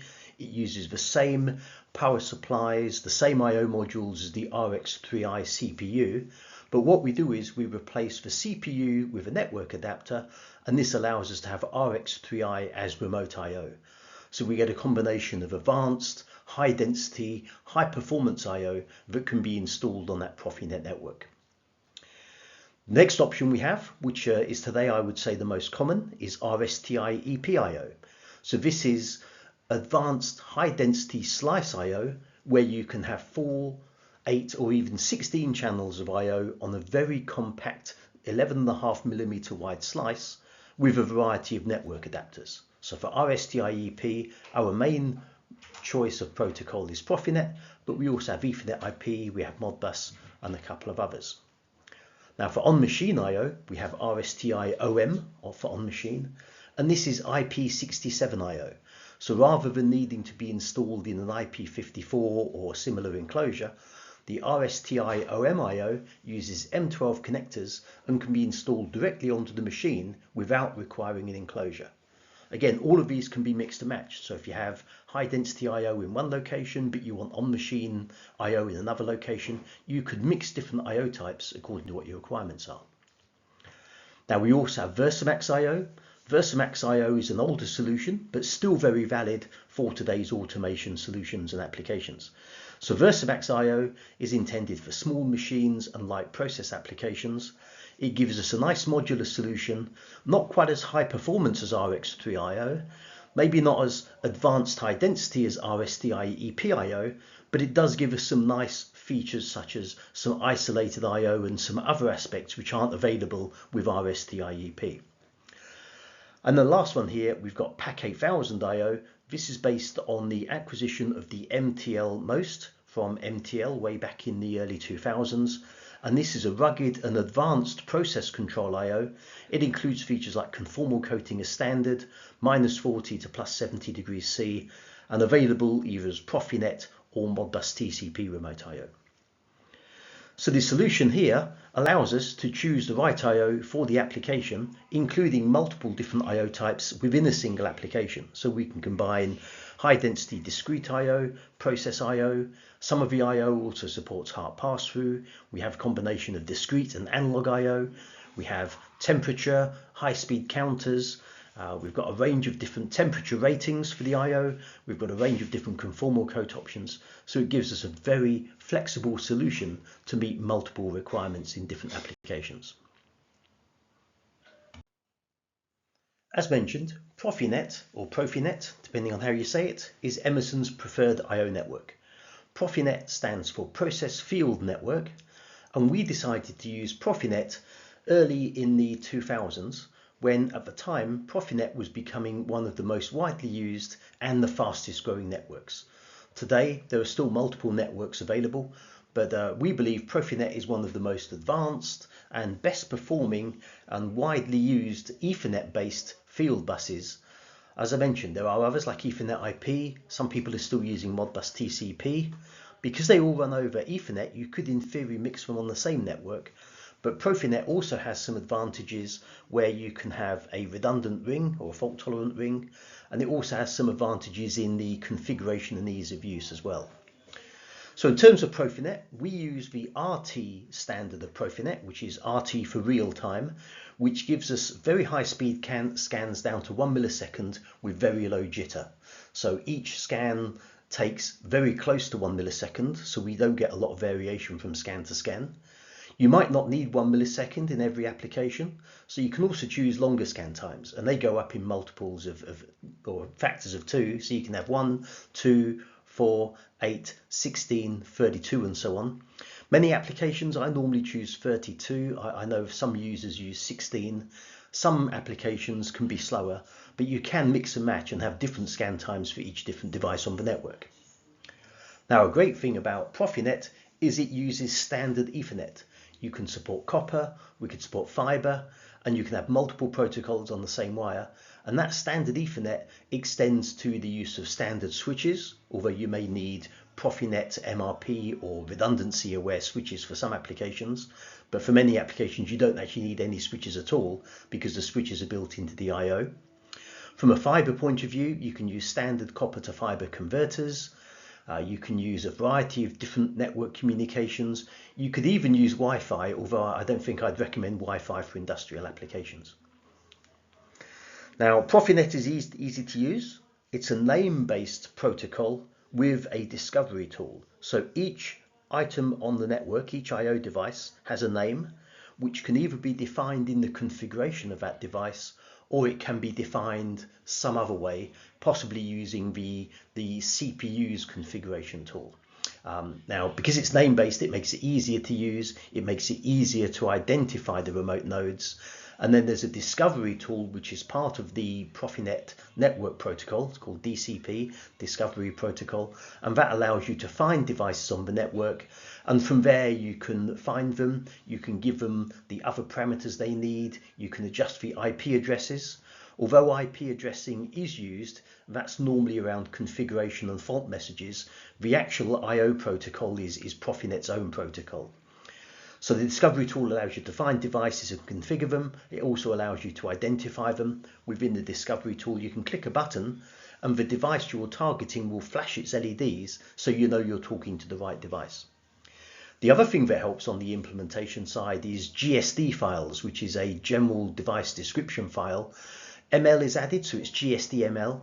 ML refers to the XML format of the file. So if you really wanted to, you could go into the file and it's just about human readable, but I don't recommend that. But the idea of the GSD-ML file is you can use it with your programming software. So in our case, that would be Pack Machine Edition. And from there, you can configure all the parameters of the device.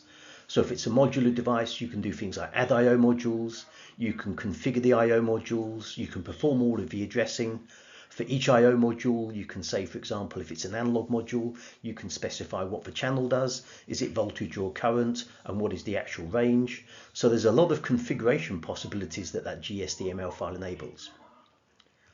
Now, Profinet is interoperable between vendors, so it is possible to use multiple devices from different vendors on the same network, and they should all work with the same controller. And part of the Profinet standard via the Profinet organization is that they do interoperability testing, and you're not allowed to add a Profinet stamp to your device unless you have proved that it is interoperable. So interoperable is not just a goal or an aim, it is actually tested, and a true Profinet device is truly interoperable because it will have been tested with other vendors at regular events that the Profinet organization holds. Now, I mentioned MRP and the fault tolerant ring. The idea of MRP, that's Media Redundancy Protocol. This allows you to create a fault tolerant network by adding an extra cable. Now, each device already includes a switch. There are some devices which don't, but from Emerson's point of view, all of our I/O devices include a switch. So that means that you can daisy chain from your CPU to the first device to the second device to third device, and so on. And then from the last device, you go back to the CPU. Now, if you created a ring with normal Ethernet, the network would be flooded with packets very quickly, and the network would crash within a few milliseconds because of all the repeated data. But what MRP does, it's like a software switch. The media redundancy master on the network routes the messages in one direction, and it detects that they are returned from the other direction. And if there's any errors because things are failed, and the MRCs, the media redundancy clients, the I/O devices, they can report failure back to the MRM, the media redundancy master, or alternatively the media redundancy master itself can detect failures. In case of any failures, then the media redundancy master sends messages in both directions to make sure that every device that's still accessible continues to read I/O messages. So that's a lot of words, and it's quite a complicated idea, but the simple practice means is for the cost of a single extra Ethernet cable, you now have a fault-tolerant network, and if any device fails or is turned off for maintenance, or any cable fails, the network will carry on operating, and every remaining device will continue to work. Profinet also supports redundancy at the system level, and using hot standby PLCs, we've implemented what's called S2 system redundancy, which allows you to have a single MRP network and two PLCs operating in hot standby mode.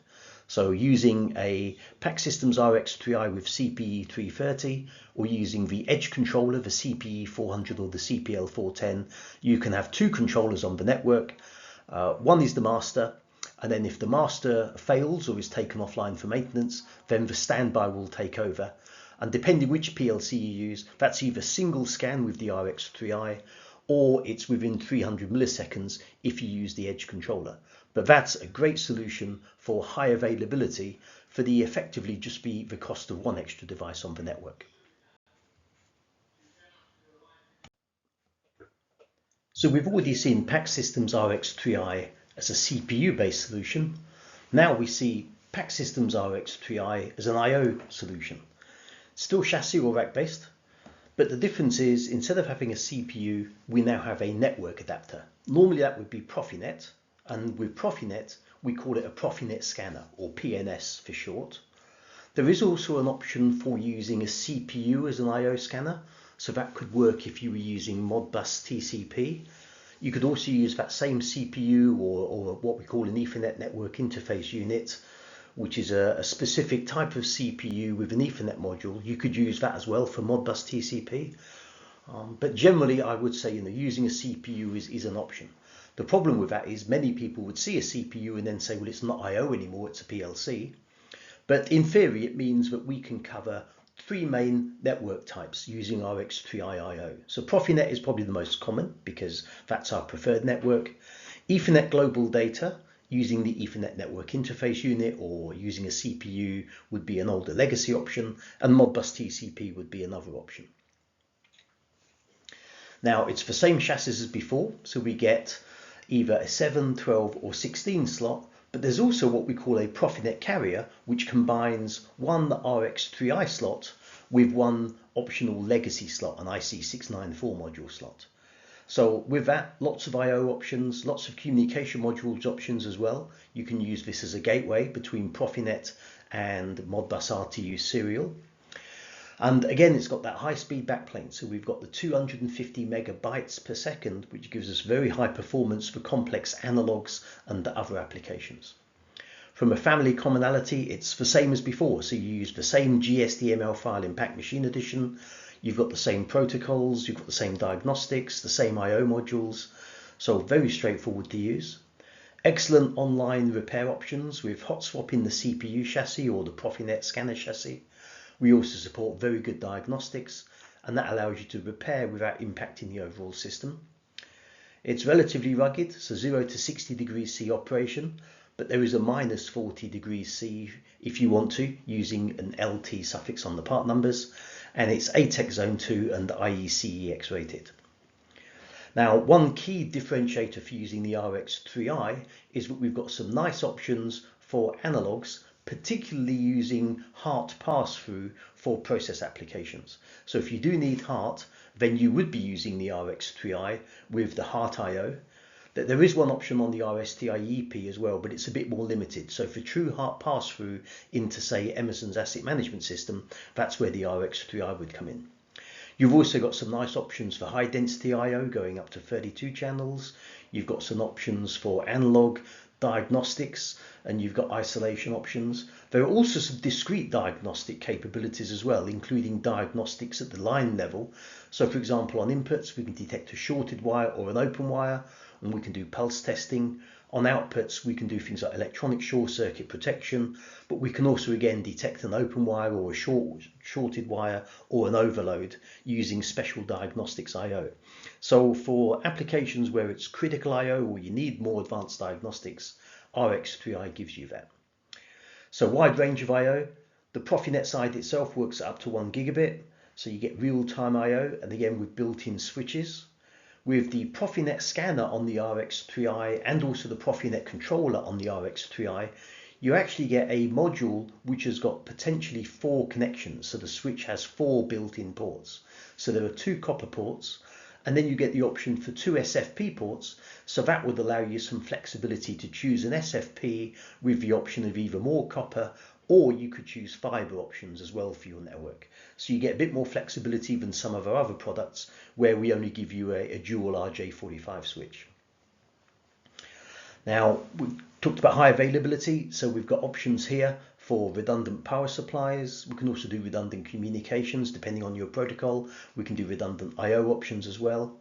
And another differentiator with the RX3i, with the advanced Profinet scanner, we have a sequence of event option or sequence of event recording option, and that uses special firmware inside the Profinet scanner along with dedicated I/O modules to give us down to 1 millisecond response for timing of discrete inputs. So that's particularly useful for certain applications such as motor control centers, where maybe you get a trip and you don't know what happened first.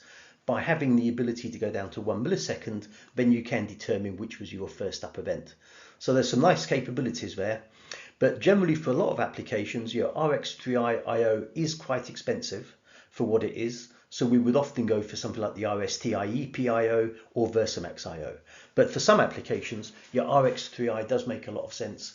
And certainly if you're comparing it with some of our competitors' larger offerings, then certainly it is very competitive. So this is what the carrier looks like. So it's a modular solution that has one Profinet carrier, and then there's an optional expansion carrier. So this supports very similar capabilities as the standard RX3i chassis base using 7, 12 or 16 slots. But now it just supports 1 or 2 I/O modules. So very useful if you want, say, HART pass-through for just a small amount of signals, because you could put this on your Profinet network with your analog I/O modules and use it that way. It also supports some advanced RX3i discrete I/O diagnostics that we mentioned, such as that open wire, short wire detection and so on. So this could be useful if you've got a small amount of diagnostic I/O, but you also want to use lower cost I/O in the rest of the solution. Otherwise, very similar to what we've already discussed. So again, 1 gigabit with built-in switch, choice of different connector styles on the I/O. Again, you've got the SOE SCR option, although that would normally need the Profinet scanner for the best level of solution. Again, 0 to 60 degrees C, ATEX Zone 2. And again, with this time you've got a dual RJ45 switch built in. Otherwise, very similar to the standard RX3i I/O using a larger chassis. A big difference of this, of course, is that you don't need a power supply. The power supply is actually built into the carrier itself. Today, the RSTI-EP compact remote I/O probably is the most effective for most standard applications. So we get very compact I/O with modules that are only 11.5 millimeters wide and availability in a variety of different channel densities, such as 4 channel or 8 channel for analogs, and then 4, 8 or 16 channels for discretes. And then depending on the output, some are 4, some are 8, but again, there is a possibility for 16 as well. So very dense I/O. You can have up to 64 I/O modules per network adapter. And with this one, there's a range of different high performance network adapters. So we have Profinet, Profibus, Modbus TCP, and Ethernet IP. Now, interestingly, we don't have an Ethernet IP controller. The purpose of introducing the Ethernet IP network adapter was to allow this to use with some of our competitors' PLC CPUs. So this allows you to go into a firmly entrenched competitor's application, but still potentially offer a solution, even if it's only for the I/O. Now, the I/O modules, they're very flexible. They're also modular, so it's possible to remove the electronic part of the I/O module without disturbing the DIN rail. We also have a hot swap capability using an additional hot swap module. Very easy installation using DIN rail with rugged locks as well. It can be installed both horizontally and vertically. Again, with the network adapters, we've got dual RJ45 connectors, so you don't need to use any external switches. You've got this nice arrangement of the power supplies. So the idea of the power supplies is you get independent input and output power rails, which allows you to simplify your wiring, but reduces crosstalk between the inputs and the outputs themselves. The modules themselves are generally color coded, so you get different I/O colors and different connector colors depending on what you're doing. There are nice diagnostics on the modules, so there's a diagnostic for the module itself and there's a diagnostic for each individual channel. This one is designed more for high-speed discrete installation, so we have spring-style connectors. You don't need any tools for that, and these use the type of connector which tightens up under vibration, so they are very reliable. But what it does mean is potentially if you're pulling the wires out, then you can break those connectors. So you are advised to use a screwdriver to remove the wire. But what it does mean is that for installation, you just push the wire in and you don't need any tools at all for the actual installation itself. There's a wide range of I/O modules, again, choice of different modules for analog, discrete, temperature, high-speed counter. There's also a communications module, and it's all very flexible but very high density with up to 64 modules per network adapter. There's also an integrated safety relay module. So if you have a machine safety solution, then one of the modules is an embedded safety relay. It gives you information back to the CPU, so you know what's going on with the safety side. But this is TÜV certified to SIL 3 or performance level E, and it gives you a safe state reaction time as fast as 20 milliseconds. So very good for simple machine safety applications where you want a local safety relay, and it means you don't need an external safety relay because it's actually embedded inside an I/O module. And if you've got a slightly more advanced application, it does support cascading as well. So if you've got multiple safety zones, you can combine several of these modules together to allow you to have a more advanced safety solution.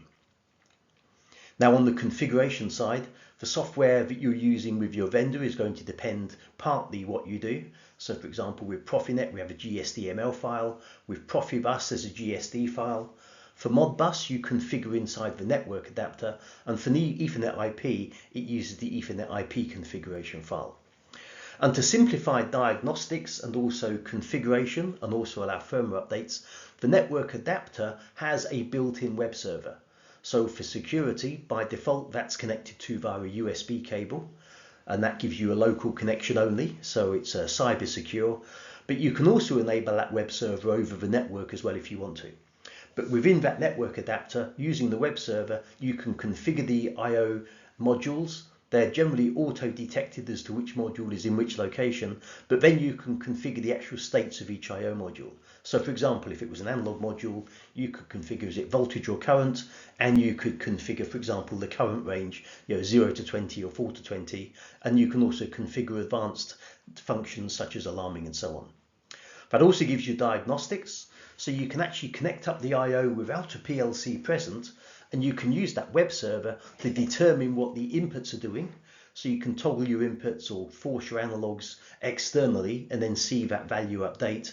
And you can also, from within the web server, you can force the outputs as well. So you can do your I/O commissioning and I/O testing even before you have a CPU installed.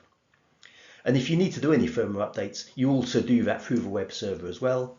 And another option for this module, we have a master module for IO-Link, and you also control that IO link master through that web server as well. So you can configure your IO link devices separately, and then the web server allows you to manage the IO link configuration. So it gives you a very nice system with lots of easy diagnosis, lots of simple configuration, but very powerful performance. If you remember back to the RSTI CPU 200 range, that backplane is running at 48 megabits per second. So very good for process and discrete type applications.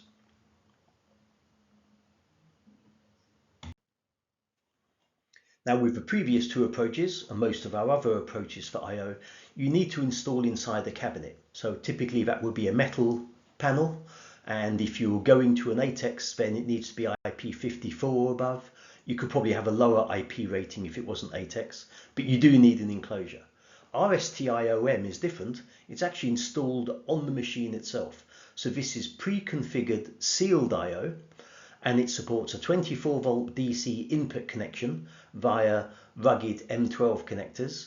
And then we have up to 8 I/O devices, and those I/O devices again connected by M12 connectors. But those I/O devices can also be hubs. So if you had more I/O requirements, a single RSTI-OM device can actually control more I/O, and it can actually control up to about 256 I/O using the right sort of I/O link hubs and so on. So there's a range of I/O link hubs we have available as well, mostly discrete input and discrete output, but this can also support a limited level of analog capability as well. But this is very much intended for discrete type applications.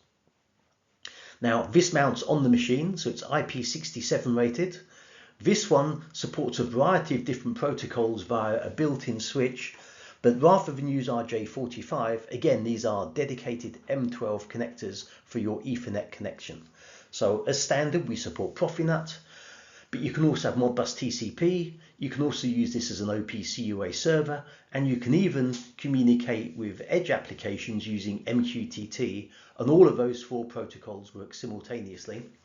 And again, with the IO link hubs or IO link devices, the built-in web server, this allows you to do your configuration, your diagnostics, and the IO link configuration of your hubs and other devices, as well as being able to support firmware updates as well.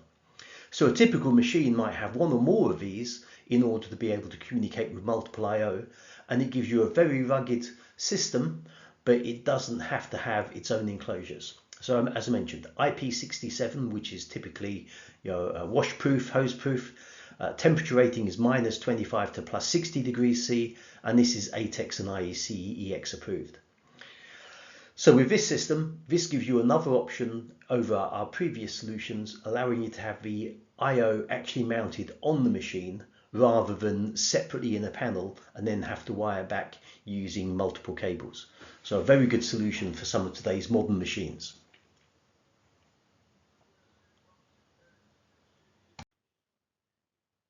Versamax. Versamax is a more traditional solution that replaces a much older solution called field control.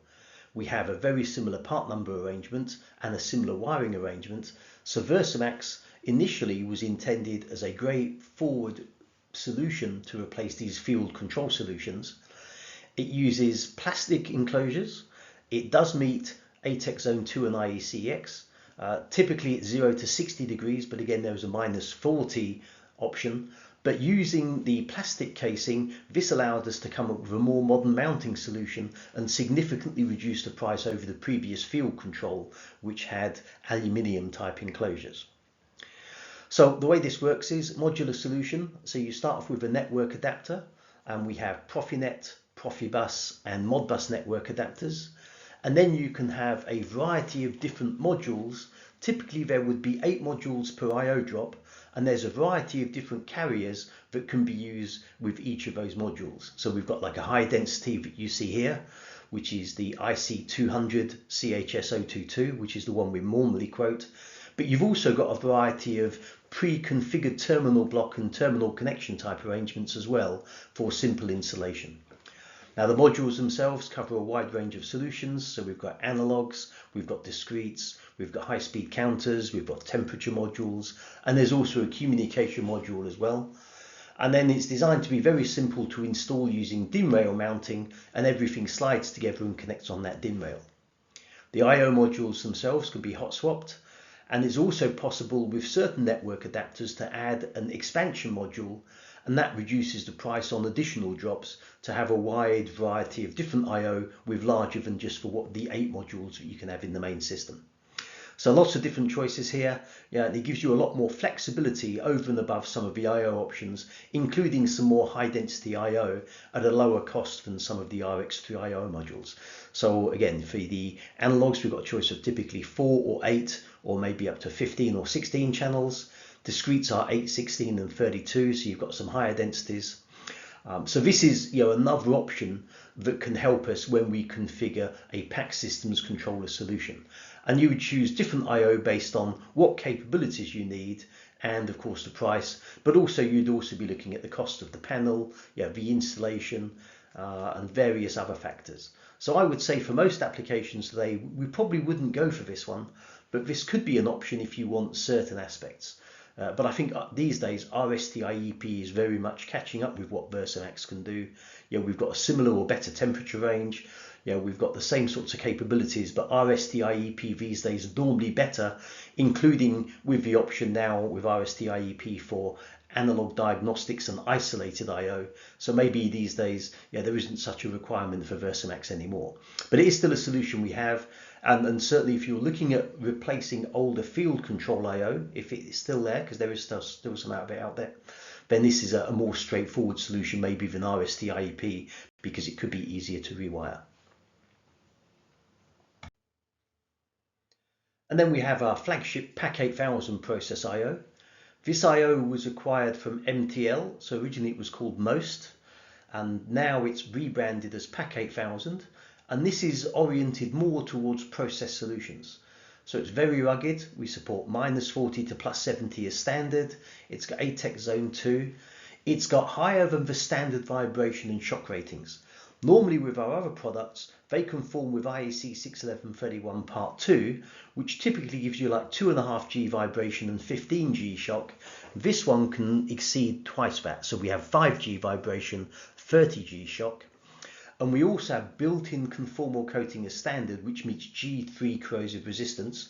And another thing we have for process applications is the ability to install the I/O in Zone 2, but control I/O that's actually physically mounted in Zone 1.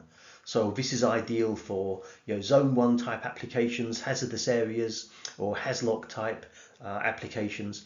And the way that works is the I/O modules that we use for 2.1 zones, they have a built-in intrinsically safe barrier. So this can save panel space and it can save wiring costs over having a standard I/O module and using a third-party intrinsically safe barrier.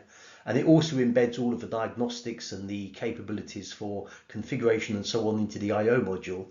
So it considerably simplifies some of these process type applications. So in terms of the network adapters, we have Profinet and we have Modbus TCP. Again, we get hot swap of I/O in the chassis there. You can have up to 64 modules per network adapter, depending on the network adapter. Again, with these devices, they've got built-in switches. We've got some great LED status. There's also lots of diagnostic in the modules themselves that are passed up to the network. We've got a HART pass-through capability. And then there's a range of different termination options as well. And you can also have nice module labels to identify what's going on. So this is more expensive than our other I/O solutions, but with the ruggedness and with the other capabilities it has, it's very valid for these process-oriented types of applications.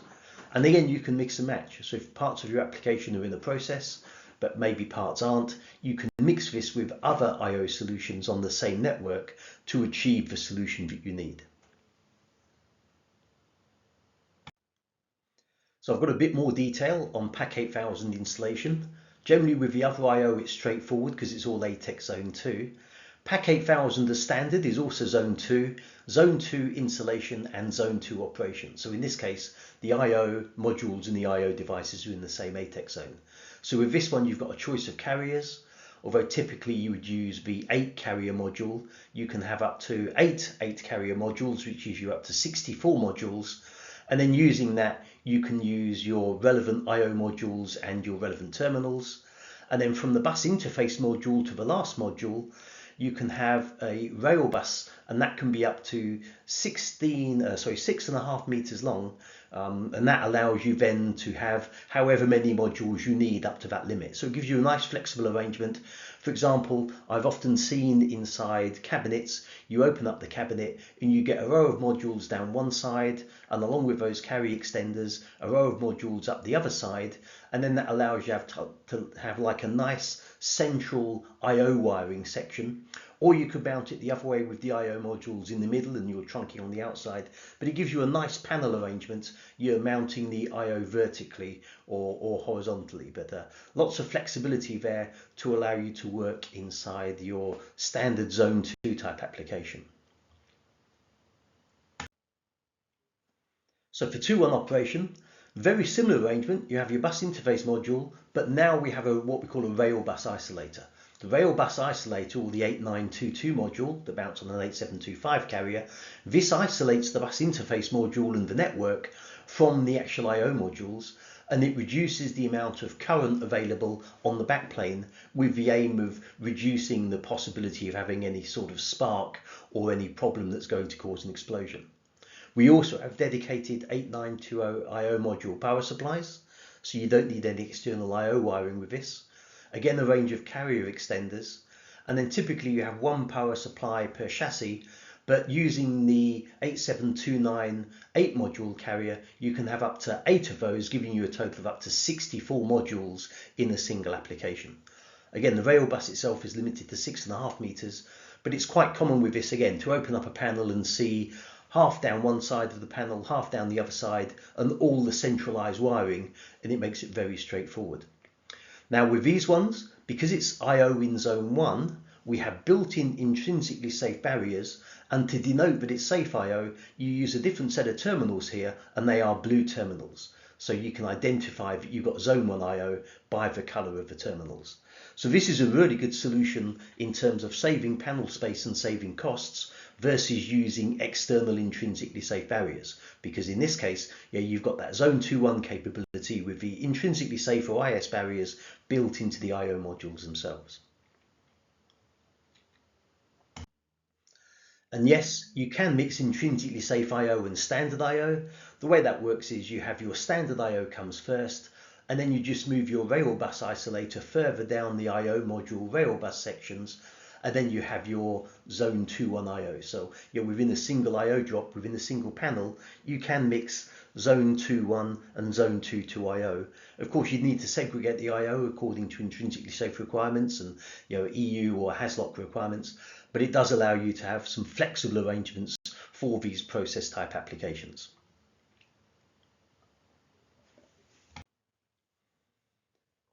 So here's a comparison of the different I/O types. Generally, the way to think of them is PACSystem's RX3i I/O gives you highest performance at a medium sort of cost. PACSystem's RST-IEP is compact I/O, and generally this comes in at the lowest price, but not always. PACSystem's RST-IOM is on-machine I/O with IP67.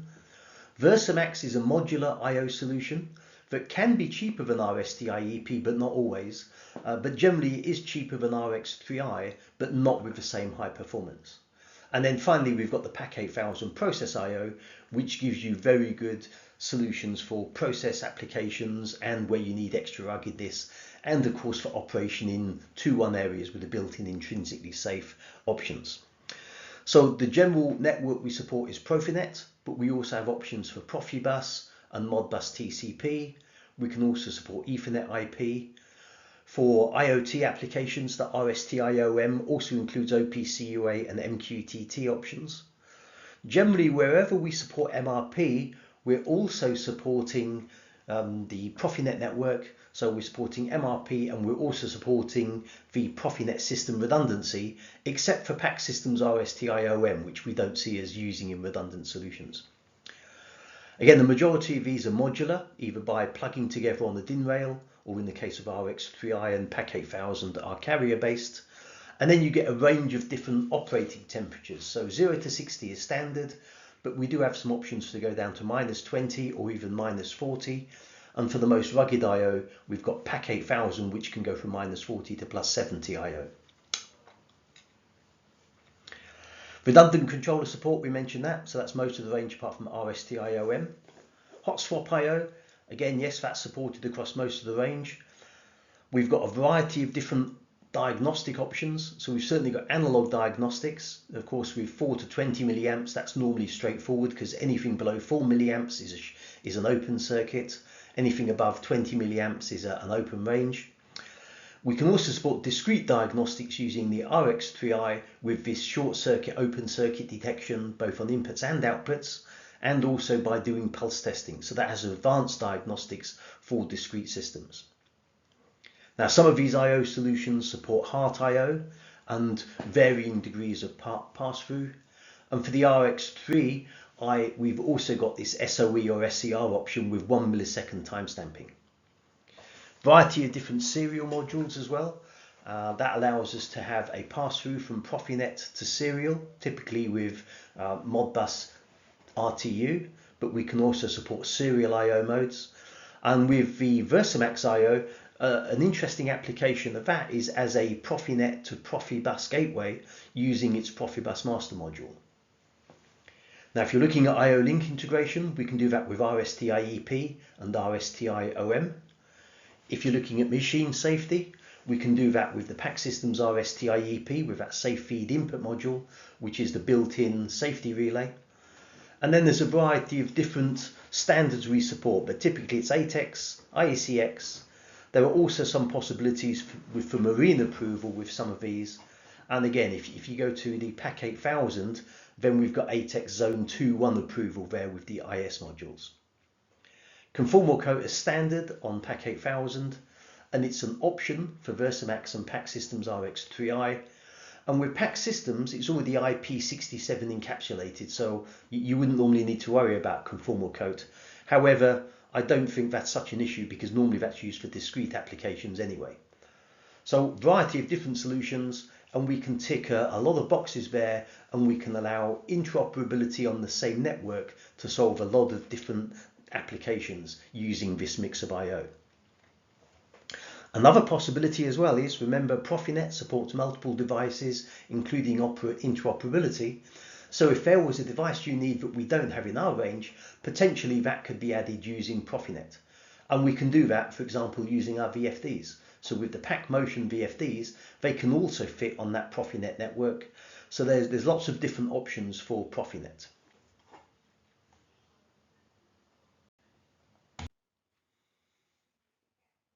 We talked about machine safety with the RSTI-EP using the safe feed input modules. We also offer process safety according to IEC 61508. So machine safety is normally focused on frequent stops and short stops, and typically the standard we use for that is EN or ISO 13849, and that's where the RSTI-EP safe feed input module comes in. For process safety, it's more about very rare stops. In fact, it's more like an insurance policy. You hope you never use it, but it has to be able to protect not just the operator of the machine, but also the environment and other aspects. And there are various different types of process safety and machine safety analysis we can do. Ultimately, it all relies on performing a functional safety assessment, and you need a functional safety engineer to perform that assessment. Now, the functional safety assessment will produce a SIL level for IEC 61508, or maybe a performance level for EN ISO 13849. But out of that, if you get a SIL level that's 1 or 2 or 3, then that means you need a safety instrumented system. Or for EN ISO 13849, you might be looking at performance levels. So anything that's above performance level A needs, again, some sort of safety solution. So let's take a look at Emerson's process safety solution for IEC 61508. Now, Emerson has a long history of safety solutions. We started off with GMR in the early 1990s. GMR was Genius Modular Redundancy based on the Series 9070 PLC with Genius I/O blocks. Later we introduced the PAC 8000 safety net system, and PAC 8000 safety net was an acquisition of the most products from MTL. Later, we introduced the Mark 6 ES, which was GE's safety system, and all of those products are now effectively discontinued. We can still sell the PAC 8000 SafetyNet IO, but the controllers have gone because of ROSH and other component obsolescence and other aspects. So this is our new PAC Systems SafetyNet safety solution, and this is based on the PAC Systems CPUs with VersaMax IO. So this is a process safety solution. It is certified for process safety applications to SIL 2, and it's suitable for use in generally process applications such as emergency shutdown, fire and gas, and we also have NFPA and other approvals, so we can use it for BMS applications. Because this is based on PAC Systems controllers, it's very scalable. We can go from a very small IO count up to a larger distributed safety system with several thousand IO. VersaMax IO gives us a lot of capabilities in terms of having the discretes with high density and also analogs with high density and diagnostics. And this is all programmed using our standard PAC Machine Edition programming configuration tool. So the same software that's used for our standard PAC Systems range, all the way from the micro up to large, high performance and high availability PLCs, and we use the same software for PAC Systems SafetyNet. Now, PAC Systems SafetyNet uses a dual hardware arrangement, and the reason for that is to achieve the diagnostics for low demand applications, not necessarily for availability. However, we can use a simplex CPU and still achieve SIL 2, so the optional redundant CPU gives us higher availability, but the IO is also duplicated. So what we have here is, looking at the system architecture, we have a dual safety Ethernet network. This is based on black channel technology. So that means that because it's black channel, we can use any Ethernet media and any switches, and the black channel protocol takes care of the actual safety side of things. So we have dual networks going into the CPUs, and then we have dual IO with the simplex network each. And then with the IO, we have the fault tolerance there with the diagnostics to enable us to reach the required diagnostic coverage to achieve the SIL 2 functionality. Now, the safety Ethernet network can also be used for communications to other devices, including HMI SCADA, and that's also where our engineering workstation fits, where we can use PAC Machine Edition for programming and for diagnostics. And we support a variety of open communications, including OPCUA, we have Modbus TCP, we support also Emerson's Ethernet Global Data. Potentially we can also support integration with other applications for non-safety control, including standard Profinet and other applications and other network protocols. Now, with the safety IO with VersaMax, we have dual IO there. So because we've got dual IO, to communicate with many applications where there will be simplex sensors and actuators on the plant, we have the option for what we call field terminal assemblies or splitters. So Emerson plans to introduce our own branded field terminal assemblies. They will be available in 2026. But for now, there's a wide variety of splitters available from many other organisations, including MTL and GMI International, who Emerson already has a relationship with for Delta VSIS. So this is certified for SIL 2. I've got a separate slide deck that you can look at if you want to understand more about safety solutions, but safety is rather specialised. The key point is that we have a separate safety solution because in many applications, safety should be segregated from your normal control system. So we can achieve that using PAC Systems SafetyNet along with a standard PAC Systems solution. So the standard PAC Systems solution would perform the standard process control, and then PAC Systems SafetyNet performs your safety mitigation as required.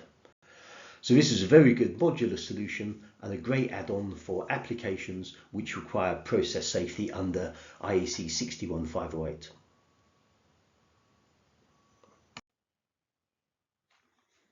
So we've been focusing on hardware. The PAC Systems hardware range gives us a very wide scalable control solution. For many applications, you also need some sort of monitoring software. We'll come on to operator interfaces later, but for many people, monitoring of a machine or a cell or a plant is performed using HMI SCADA software. And this is where Emerson's Movicon software comes in. So HMI stands for Human Machine Interface. SCADA is Supervisory Control and Data Acquisition. Some people use those terms to mean very different control solutions, with HMI more focused at the machine level and SCADA or SCADA, Supervisory Control and Data Acquisition, focused at larger applications. But Movicon covers both of these use cases. With Movicon software, we can start small and we can grow big, and we go all the way up to enterprise level applications with the same software.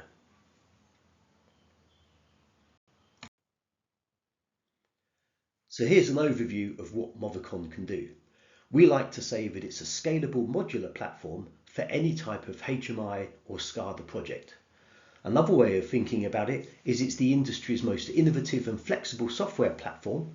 It covers industrial Internet of Things, it covers HMI projects, it covers these SCADA systems, it also covers plant analytics and edge computing, and it's a very flexible platform for all of those applications and allows us to implement many different types of solutions. Now fundamentally what Movicon does is it supports data collection, it supports the operator supervision and control, and it supports management reporting. Movicon is a mature platform. We've got over 30 years market presence with over 150,000 nodes installed worldwide. But with Movicon Next, which is our main Windows-based HMI SCADA, this was completely rewritten and redeveloped in the early 2020s, and it continues to be updated using latest Microsoft and open and proprietary standards. So it's a very modern platform, despite the overall Movicon platform having been around since the early 1990s. Now, if you look at the diagram here, the way we have Movicon is by splitting it up into various functional blocks which can be purchased individually. So we start off with Connext on the left, which is an OPCUA protocol gateway. And what Connext does is it supports about 40 more device level drivers, and that allows us to talk to any PLC and many other devices that are out there and bring the data in and convert it into OPCUA for use by another application. Connext can also support alarming capability, so we can monitor data to see if it exceeds particular values, and then we can perform alarming. And Connext also supports data logging, so we can store data into databases. We also have things like MQTT protocols, so we can send data out of Connext and up into things like a data lake where you have some sort of edge type application. Now moving up from Connext, we have Web HMI. Web HMI builds on OPCUA by adding a machine or IIoT level HMI using web-based visualization.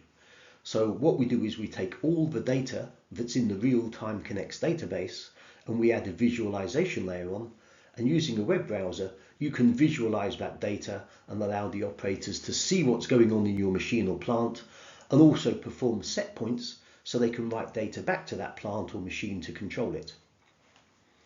Now Connext and Web HMI, they can also be implemented in PACEdge, which is our edge computing, analytics and machine learning solution, and we'll talk more about PACEdge later.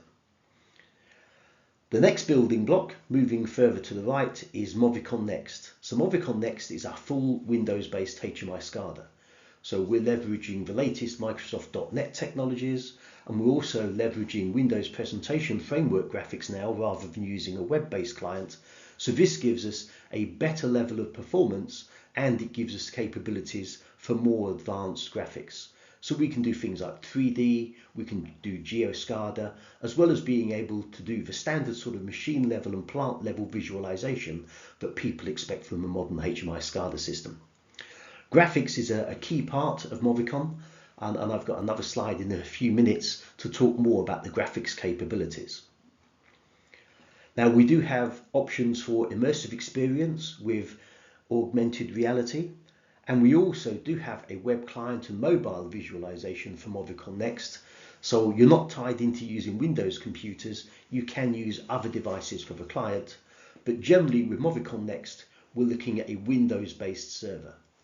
For Connext and Web HMI, they're primarily Windows-based, but we also support open platform capability there because the .NET platform is cross-platform, and we do have Linux versions of Connext and Web HMI.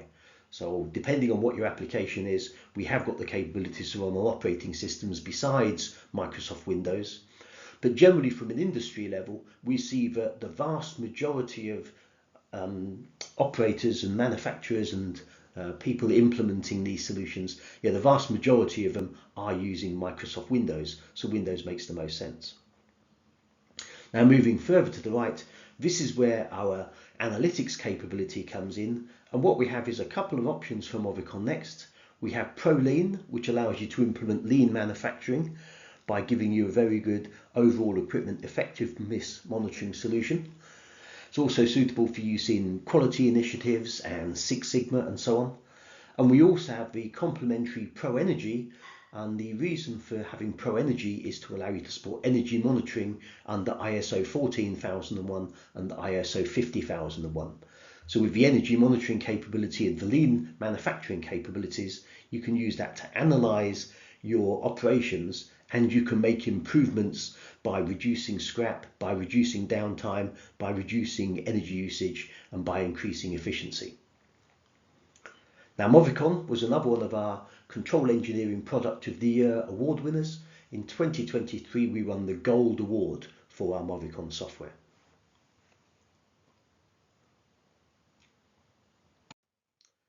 Now there's several key aspects of Movicon. It's certainly very open with multiple device drivers and based on a framework using OPCUA and Microsoft.NET. It's also very scalable.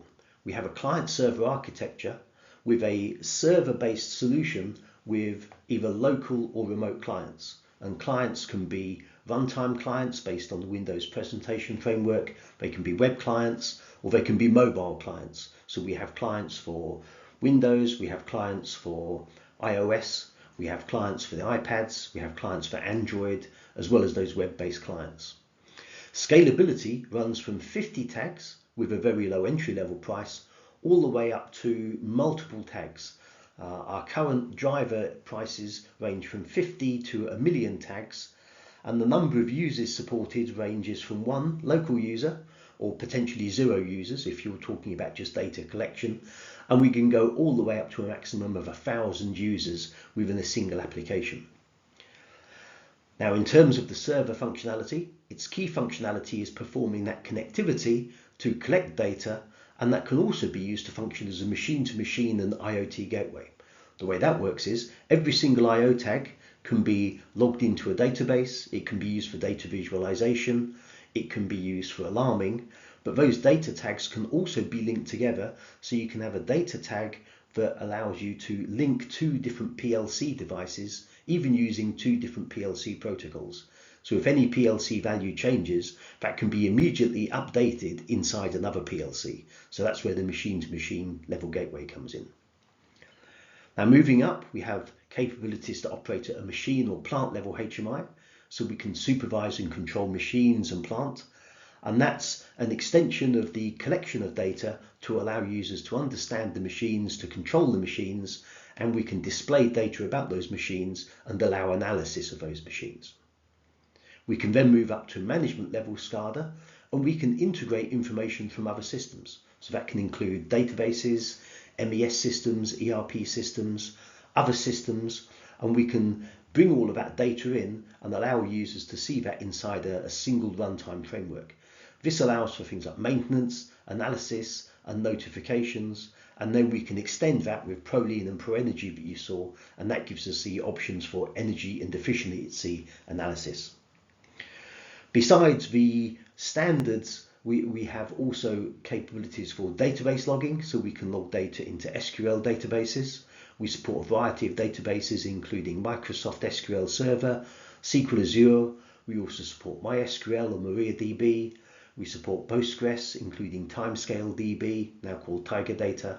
And for smaller applications, we also support SQLite, which is a small local database that uses very few computer resources. Once the data is in a SQL database, or if it's in the real-time Movicon database, then we can create reports, and we have a built-in reporting capability to allow you to be able to report that data. I mentioned remote access. As I mentioned, we've got their web and mobile clients, But we've also got an alarm dispatcher, so we can send alarms to operators using mobile phones via SMS or via email or via voice over IP or using instant messages. So users don't even need to be accessing the Movicon server. They can get data directly to their device. Now, with the Movicon HMI SCADA server, that can be simplex or redundant. We have N+1 fault tolerance with up to 4 servers. 4 servers allows for load sharing where you have large number of users. And then the idea is there that with N+1, if any single device fails or is taken down for maintenance, then the remaining N-1 devices take over. So that can either be considered as hot standby or multiple N+1 redundancy to give us very high levels of availability, but also allow users to carry on using the application without any interference. We do support redundancy on the controller network, and at the HMI SCADA level network, redundancy is supported using standard protocols like STP and RSTP. Now, the HMI SCADA server, that can include your database, but for larger applications, the database server might be a separate server, such as an on-prem server or even a cloud-based server. And we also support Active Directory or domain level integration. So that allows us to have user management, and the user management is simplified by linking to an existing user database, and that allows for simpler management of the users while maintaining very good cybersecurity. As well as supporting Active Directory and databases and HMI SCADA, we also support virtualization, including operation in the cloud. So if you want to move away from having localized servers, that is possible, as long as it's using the supported server level architectures with the minimum specifications. Then it doesn't matter where Movicon is actually running. It's just down to the user then to provide sufficient bandwidth.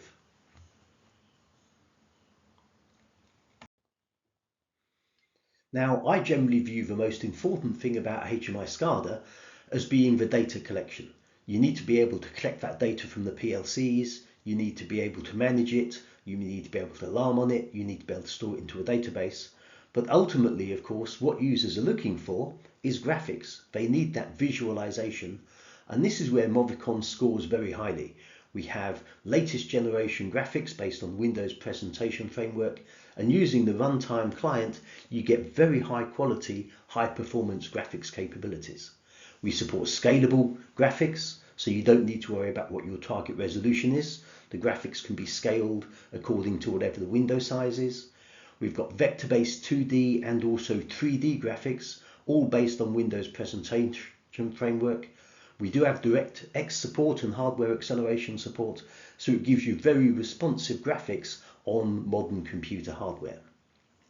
As you can see here in some of these screenshots, you've got the choice of doing isometric type graphics.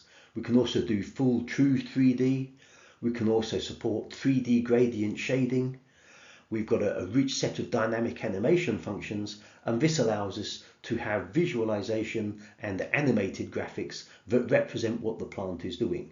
So this is very important for modern operators, because if they have better affordance, it means they're better able to control their machines and less likely to make mistakes. Now, to simplify graphics creation, we have a centralized symbol repository, and there's a rich library of pre-configured symbols and objects. We've got over 6,000 library objects, ranging from dials and buttons and lamps all the way up to plant objects, both in 2D and 3D format. And there's also a wide variety of basic objects that you can use to build up your own object library as well. And there's a high degree of customization here, and again with a large number of animation functions. So you can have rotation, movement, fill, transparency, so all the things that you would expect to see to be able to create very attractive and advanced looking graphics. We have the capability to do that. And there's also the possibility to create your own custom symbols and manage your own custom symbols as well. And for graphics import, we support both 2D and 3D graphics import. We can import simple things like bitmaps and JPEGs and GIFs and so on, but we can also support objects in XAML format. So that allows us for more advanced graphics import. And then with XAML, you can then animate those objects based on either the overall graphics object or individual groups within that graphics object. We do support styles. Styles allows you to have various different styles on your graphics to simplify the graphics creation. We also support screen layouts. Screen layouts again allows you to simplify your graphics by having a common menu or a common alarm window, and then they can be implemented on every other window, so it reduces the amount of work you need to do. We also support multi-touch, so including things like pinch and zoom. We support swiping and dragging. We support single touch, double touch and triple touch. So there's full support there for multi-touch functions, also mouse overs and other types of functions. So you can create very sophisticated displays using all of those functions. And there's also the full touch manipulation functions for all of those objects. To simplify your menu creation, we also support the Windows 10 tile interface. So this means that you don't need to create a complex menu hierarchy. The system can do that automatically. You might still want to create a hierarchy, and that's perfectly possible, but the Windows 10 tile interface can mean that for prototyping and for simpler applications, you can create your menu very simply, automatically, without doing any work using that Windows 10 tile interface. Again, we've got widgets and swipe page navigation, so that's another way of simplifying the navigation through different screens. Being able to swipe means you can very easily move through pages without having to again configure a complex menu hierarchy. We've also got a GeoSCADA option. GeoSCADA is a mapping option that can use OpenMaps or Microsoft Azure Maps, and the idea of that is that you can now have a map display on your screen, and then we can overlay graphics objects on top of that map, and then you can zoom in and zoom out. At different zoom levels you can see different layers and different levels of information, and this gives us very good support for applications which are distributed across a geographical area, so it allows you to display that on a map rather than have to build your own static type of pages. And again, as well as having our runtime client, we also have web options and we have mobile client options, and there's lots of very good support for being able to view these graphics in lots of different ways. So fundamentally what it means is you can create very powerful and versatile graphic interfaces and animated screens, and that can give your users the best usability and the best operability of any application available.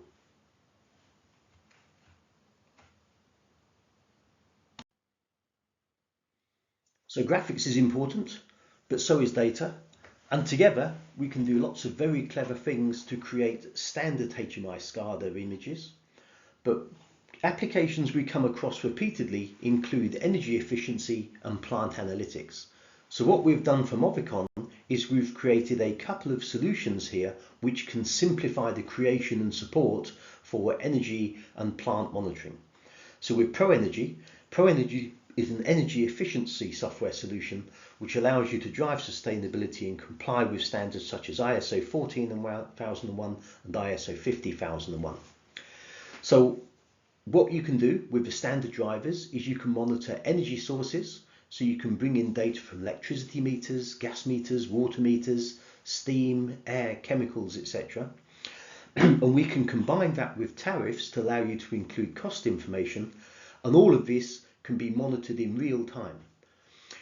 This allows you to understand the energy consumption and costs, and then from that you can determine how to implement cost reduction to increase energy efficiency and sustainability. Of course, there are occasions where costs go very low, so sometimes it's not about reducing costs by reducing your usage of your plant. Sometimes if energy costs are low, you might want to increase your usage on your plant in order to take advantage of low cost energy. So that's another aspect that ProEnergy gives you. It allows you to understand what's going on with your energy costs and optimize your plant operations. Now the way ProEnergy works is you have a wizard-based configuration tool, and then the outcome of the wizard is to create predefined calculations, and then that gives you your key performance indicators, and then it automatically creates predefined dashboards and reports which can give you very fast implementation and a very fast return on investment. Typically for energy, if you're looking at a single meter, you can configure and load that and have the dashboards and reports created within about half a day, and then you're already into the situation where you can start energy monitoring. So very fast solution for wages type support. So water, air, gas, electricity, steam and so on, but also chemical usage or any other resource that you're using that you can measure. In many cases, that data is already inside the PLCs that we're monitoring for the plant. But in some cases, you might need to implement additional energy meters or other sorts of meters. So again, Movicon has the protocols to support those. And potentially you could also integrate additional I/O. So we've had factories where people have put in additional instrumentation. They've added PAC systems RSTIE PIO modules to actually read that instrumentation, and then Movicon can read that RSTIE PIO data and put it into the database in order to do the dashboard and report calculations. Now, Proline goes in a slightly different direction. In this case, we're looking at supporting total quality initiatives, including Lean and Six Sigma type activities. So now what we're doing is, again, we're acquiring production data in real time from PLCs. Often the data we need to be able to perform quality analysis and availability analysis, it's already in the PLC. And if it's not in the PLC, we can also take data that's entered manually from machine operators. For example, when the machine is down, you might want to understand what your downtime reasons are. So that might be a PLC related cause, or it might be data where you have an operator interface and the operator presses a button or enters a code to explain why the machine is down. The key from this is to understand your overall equipment effectiveness. So this includes performance data, it includes availability data, it includes quality data, and from this we can calculate and track machine downtime, we can track production, and we can determine how to increase efficiency and reduce scrap. Again, it's a wizard-based configuration tool. We take in roughly 7 data points from each machine. At least 7 data points. It depends how many downtime reasons you've got. So there will be additional data points for additional downtime types. But we take in at least these 7 data values from the PLC. And then based on this, we can do the predefined calculations. And then we can have key performance indicators. And then we can have automatically created dashboards and reports, which again are giving us fast implementation on return on investment. Now, because there's slightly more data to capture, this takes slightly longer to implement because the wizard has a few more steps. But again, typically, if you had all the data already, you could be up and running with Proline and performing plant analytics within a single day. So again, very fast implementation and very good return on investment. Now you get very simple implementation via wizards, but these are fully customizable as well if you've got a specific user implementation. So the low-hanging fruit, as we say, would be your dashboards and reports, which are automatically created as the outcome of the wizard. But within Movicon, you also get all of the report elements, you get all of the dashboard elements, and all of the data is inside the database. So you can create your own customizable screens as well if you want to. So that can include things like management dashboards, management reporting.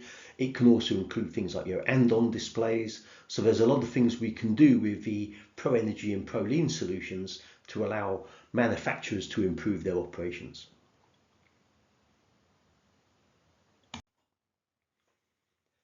So let's move back to more of a hardware focus, and let's talk about operator interfaces, industrial PCs and panel PCs. So these have a range of uses. Operator interfaces are generally used at the machine level, and they are normally hardware based, but they do combine software to allow us to control individual machines or maybe individual cells combining groups of machines. Industrial PCs, these can be used as HMI SCADA servers, but they may also have a use as database servers or even run control applications. So typically when we're controlling a machine, we'll be running our PAC system CPUs, but some users have their own proprietary algorithms they use with their own proprietary control systems, or maybe there are third-party control solutions that people want to use, but they need a rugged device, and this is where the industrial PC can come in. And then we have panel PCs. Panel PCs combine an industrial PC with an industrial monitor, and they're panel mounted, and they're typically used for more HMI SCADA and higher level machine and control solutions over and above what an operator interface can do. So there's a range of components here, and they can either be purely hardware based, or they can be combined with software to meet various different requirements.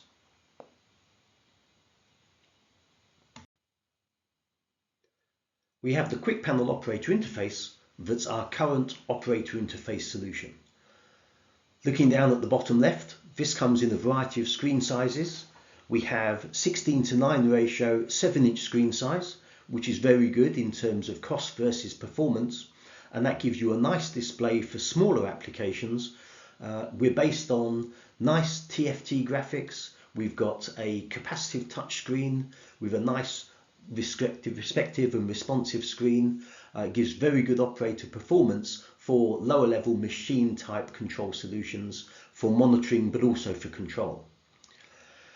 We also have some traditional 4:3 ratio screens. We have an older 6-inch screen style using resistive touch, which is very good for applications which are more cost sensitive. And then we've got a 10-inch, a 12 and a 15-inch screen, which are larger screens for where you need to be able to display more data, or where the operators need to be able to display things from further away, or maybe where you just have a preference for a larger display.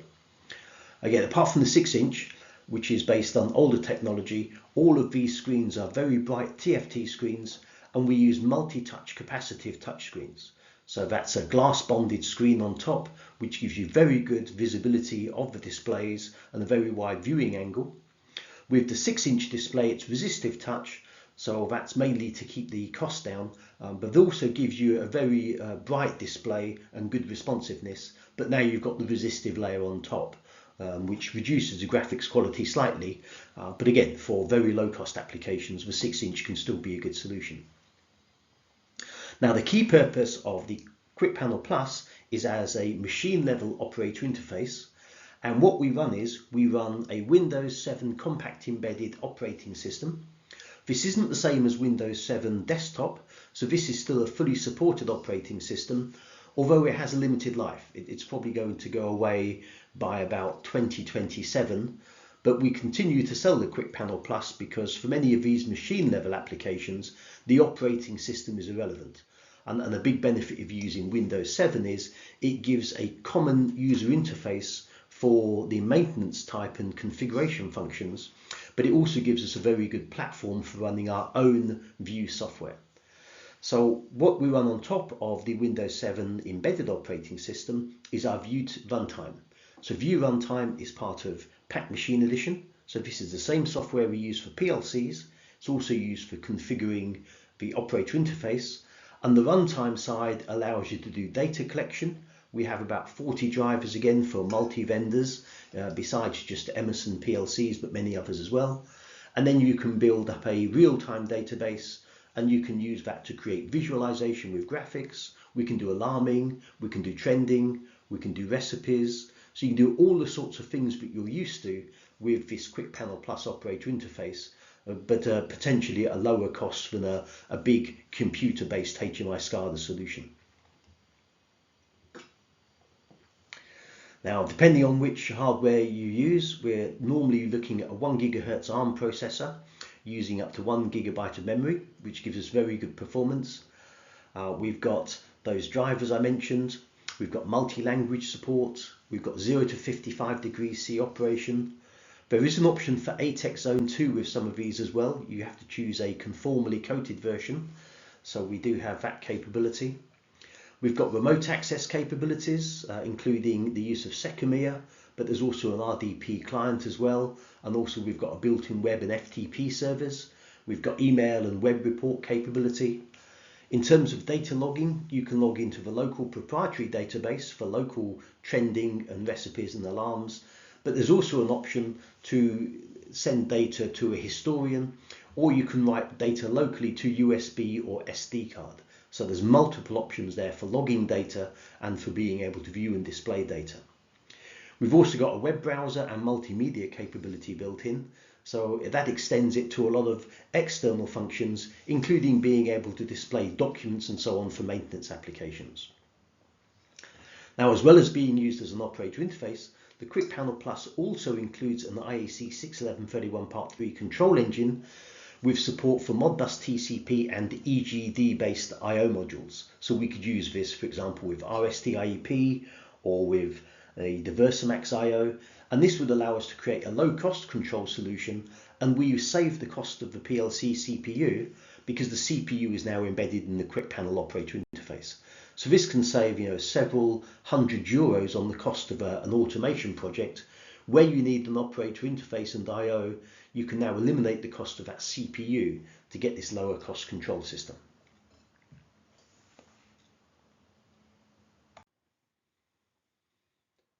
Now, because the Quick Panel Plus is getting quite old, mainly to do with the embedded operating system, coming in 2026 we have the new PACEdge operator interface that will replace the Quick Panel Plus, and this runs an upgraded Windows 10 embedded operating system. Now you might say, well, Windows 10 is at end of life. Well, that's true for the desktop version, but with the Windows 10 embedded operating system, this continues to be supported until at least 2032, so we have ongoing support using a nice embedded system. So our plan for this is to run exactly the same software and have exactly the same capabilities as before. One of the exceptions is we'll have higher performance because we'll have a faster ARM processor with more memory. We are looking at extending the driver capability by using Connect rather than using the older technology that the current Quick Panel Plus uses. We're possibly looking at extending the temperature operation, and we're also looking at extending the screen sizes on the upper level. So we're planning on adding a 19 and a 24-inch screen option. But the idea is this will replace the Quick Panel Plus with very similar cutouts, identical where possible, but with the option for higher density screens and for higher performance, and of course updating the operating system and using Windows 10.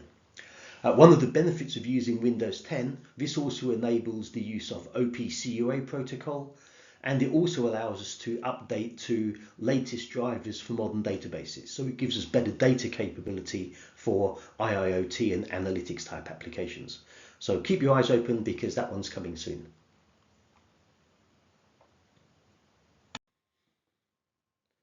So operator interfaces, they fulfill a dedicated need where you need visualization of a machine or maybe a cell, and also where you maybe need to do a limited amount of data connectivity and analytics. To open up for larger applications, including protocol gateways, including running faster, larger applications, then we have a range of industrial PCs and panel PCs. So these are broadly lumped under the category of industrial PCs, but the market's roughly split in about two different directions. So on one end we have the pure industrial PCs that are normally used for like server type or control type applications, or maybe at the lower end for gateway type applications. These typically run headless, and the idea is when you turn them on, they run an operating system, they automatically start doing whatever function it is doing, and then they run that without needing any operator interaction at all. It is possible to connect a monitor to those IPCs, but what you then have is you have the other split on the market, which is for something that does require a display, and for that we have the panel PCs. So with the panel PCs, what you typically there have is a all-in-one device that includes the industrial monitor and the industrial PC all in one box, mounted on the front of your panel, and that adds the capability to do the visualization because it's got that monitor built in as well. And there's a crossover in the middle where some people use an industrial PC because they need more flexibility and more power, and then they might use an industrial monitor connected to the IPC via DisplayPort or HDMI, and then that gives the option then to have that more powerful IPC perhaps, but then also running your local visualization with a panel mounted monitor. Now with our IPC and panel PC range, we've got a powerful and expandable range of industrial PCs and edge computers and displays. They're intended for industrial environments with high and low temperature ratings, and also with ATEX and other approvals. The idea of high performance computing is that's typically required for analytics at the edge and for enhancing real-time control. And one of the things you need in these solutions is you need to be able to have high performance without hitting performance bottlenecks at high temperatures. So this is what we have with our systems. They're designed in a factory in Germany, in Augsburg. We have a long history of developing solutions for the military and aerospace markets, and we've extended that to industrial automation. And what we're doing is we're using patented thermal monitoring technology and sophisticated passive cooling. That gives us high levels of reliability because there's no fans and no moving parts. But with the thermal monitoring and cooling technologies, we can go up to full performance even at maximum temperatures. Now what you'd find is if you used a typical desktop PC, particularly for anyone who does any sort of computer gaming, if you haven't got a sufficient cooling capability, then as your computer gets hotter and hotter, it starts to ramp down performance. And if you're playing games, you'll see this in terms of stuttering or maybe in reductions in terms of the frame rate that the computer system can achieve. Of course, if it was an industrial control system, that could result in an increased scan time or a reduction in the amount of throughput that the controller device can support. So by using the special cooling technologies, for example, the box is the heatsink, so we have very good cooling capability on the enclosure, and also by having other technologies. For example, we've got a patented heat spreading arrangement. By doing all of this, what we can do is we can allow the system to run all the way up to its maximum temperature. Typically that would be 50, 60 or even maybe up to 70 degrees C, and we can do that without throttling off the performance at all. So our design technology and our rugged hardware enables us to do that. And what this gives you, it gives you very good productivity. You don't lose productivity, or you don't lose control, or you don't lose your analytics when the temperature rises. But also it means that this equipment is designed for a long life because it's designed to run at these high temperatures, but also because it has very good shock and vibration support. This gives you a lowered overall total cost of ownership. So we have a variety of devices here, and I'll talk about each one of these in turn. We start off with our micro IPC, the IPC 2010. We've got the box IPC, which is still available, but probably being superseded now by the next generation IPC, and this is the IPC 6010, 7010 and 8010 range. We have an RXI industrial monitor, so this is a monitor only connected via HDMI or DisplayPort, and it also has a touch screen which is interfaced via USB, so this could talk to a standard PC or one of our industrial PCs. And then we have the embedded computer and industrial monitor all in one, which is the RXI display. So this is a panel PC, and with the industrial monitor, we have monitors in the range 7 up to 24 inches. With the panel PC, they go in the ranges of 12 to 24 inches. So we cover all of these different use cases of industrial PC as a standalone server or data gateway. We cover using an IPC with an industrial monitor, and we cover the standalone integrated device, which includes the industrial PC behind the display. So a variety of different and award-winning products here, again giving you that very high performance and that nice enhanced sophisticated response that people expect of modern systems. So we start with the PAC Systems IPC 2010. This is a cost-effective ARM-based IPC. We're running an ARM A53 processor, and we have a choice of dual or quad core CPUs running at 1.2 GHz. This is a very compact device. You can see there from the Ethernet ports, it's about 120 millimeters high by about 30 millimeters wide, DIN rail mounting, and giving you a very small compact device. Different sizes of memory available, 2 or 4 gigabytes of RAM with 64 gigabyte SSD, and it also has micro SD support for extended memory capabilities. And with this one, it does -20 to +65 for the operating temperature. Now with this one, because it's ARM based, we're not running Windows. With this one we run Ubuntu Linux, and the key purpose for this is to run our PACEdge IoT stack. So you can just use the Linux engine and you can run your own applications, but PACEdge, as you will see later, this gives us a very good IoT solution for data collection and for supporting simple analytics, and also for use as a machine-to-machine or a machine-to-database type gateway. And in terms of the interfaces, it's got two 10, 100, 1000 base T Ethernet RJ45 ports. So that's two separate IP addresses. We've got an RS-232 port for legacy purposes. We've got two USB ports, so you could interface this with a mouse or keyboard or use USB for other purposes. It does have a DisplayPort output via a custom USB-C connector.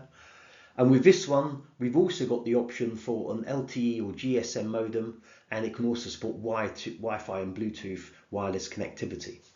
So this is designed as a low-cost, very compact solution for machine-level analytics and edge connectivity applications. You're not going to do too much with this. If you look at the benchmark of this is, depending which CPU you get and how much memory you've got, it's in the order of 200 to 250. Compare that with a typical modern laptop, which has a benchmark of about 5,000. But on the other hand, generally with this, it's intended to be used headless without running a display. So that 250 or so is used solely for running your application, not for running a power-hungry graphical user interface. So it's very good for these lower level connectivity and analytics, small analytic type applications. Because it's a standalone device, it doesn't just have to be used with Emerson PLCs. We can also use this to integrate to third-party PLCs. So with PACEdge, as you'll see later, we can support a wide variety of protocols, and that can be used for connectivity to many different options. And it also supports protocols like things like MQTT, and it also supports database connectivity to allow us to do a lot of solutions that require this analytics and edge connectivity type functionality. Now you can connect it to a monitor if you want to. For that one, I would recommend the quad-core version with more RAM, but you can use it as a local HMI SCADA server. So for example, we could run our Movicon web HMI, or you could run your own application based on PACEdge, and again we'll talk about PACEdge later, but it could be used with a local display. But its real effective use is as a sort of standalone machine level gateway, or for these smaller analytics applications. Now I'm going to skip the RXi2BP because this is pretty much replaced now by the IPC 6010, and this is our next generation IPC. It's actually available as 3 different versions, but it's all based on the same hardware using the latest Intel 13th generation industrial CPUs. So we have 3 models within the next generation IPC range. The IPC 6010 is based around Intel CPUs with a TDP of up to 15 watts. So these are generally low power, but still powerful enough, and we're looking at a typical benchmark in the range of about 8,000. So again, if you look at your standard sort of modern laptop, this is faster, or as fast as, these modern laptops. If you go up to the IPC 7010, we expand the TDP range to about 28 watts, and this has a typical benchmark of between 10 and 15,000.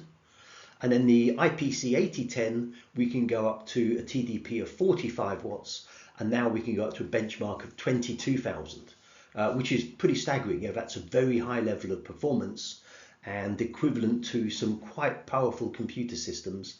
And the reason we can get these higher levels of performance is because of the performance levels that these Intel 13th generation CPUs go into. So I don't want to talk too much about what the Intel 13th gen CPUs do, but the idea is they have a combination of power cores and efficiency cores. They have large levels of level 3 cache, and that's what gives them these very good benchmarks, and it makes them very suitable for a wide variety of applications. So that includes data connectivity, it includes local analytics, it includes local control, it includes running as a HMI SCADA server, it includes running as a database server, and you can even combine multiple functions on the same device because of that amount of performance you have available. Now we have a variety of memory ranges available, starting off at 8 GB and going up to 64 GB. We have a large variety of storage capabilities, starting at 128 GB, going up to 1 TB. And for this we're using SSDs, and we also have a micro SD and USB expansion capability. Now some people, they have a view that SSDs are not reliable. I would dispute that. I would say actually the SSDs are highly reliable because they are very rugged and they are designed for high and low temperatures. So compared to the older rotating hard disks, SSDs are much more reliable, even to the extent now where you don't really need RAID. Because of the way the reliability of the SSD works, we can use the SSD diagnostics to work out the life of the SSD, and in modern applications, these have a very, very long life. Things you can do if you're not sure about the life, you can certainly increase the size of the SSD. There's a concept called over provisioning, which gives you longer life capabilities. And again, with the built-in diagnostics, but mainly because of the high and low temperature support and because there's no moving rotating parts, SSDs are the real solution for using in these industrial applications. Now we do have security on this one. We've got a trusted platform module that's required for Windows 11, and it's also required for storing of things like security keys and encryption keys. So we have that on the board. And then with these devices, they have multiple uses, as I mentioned, and because of that, we can run multiple operating systems. We've got support for Windows 10 LTSC, which is supported until 2032. You can use Linux. You can use your own operating system.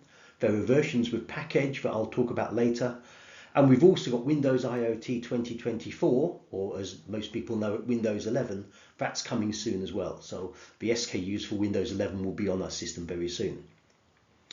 In terms of interfaces, we're really ramping up the performance and the next gen capabilities here. So for example, we've got 5 Ethernet ports, which are all capable of 2.5 gigabytes.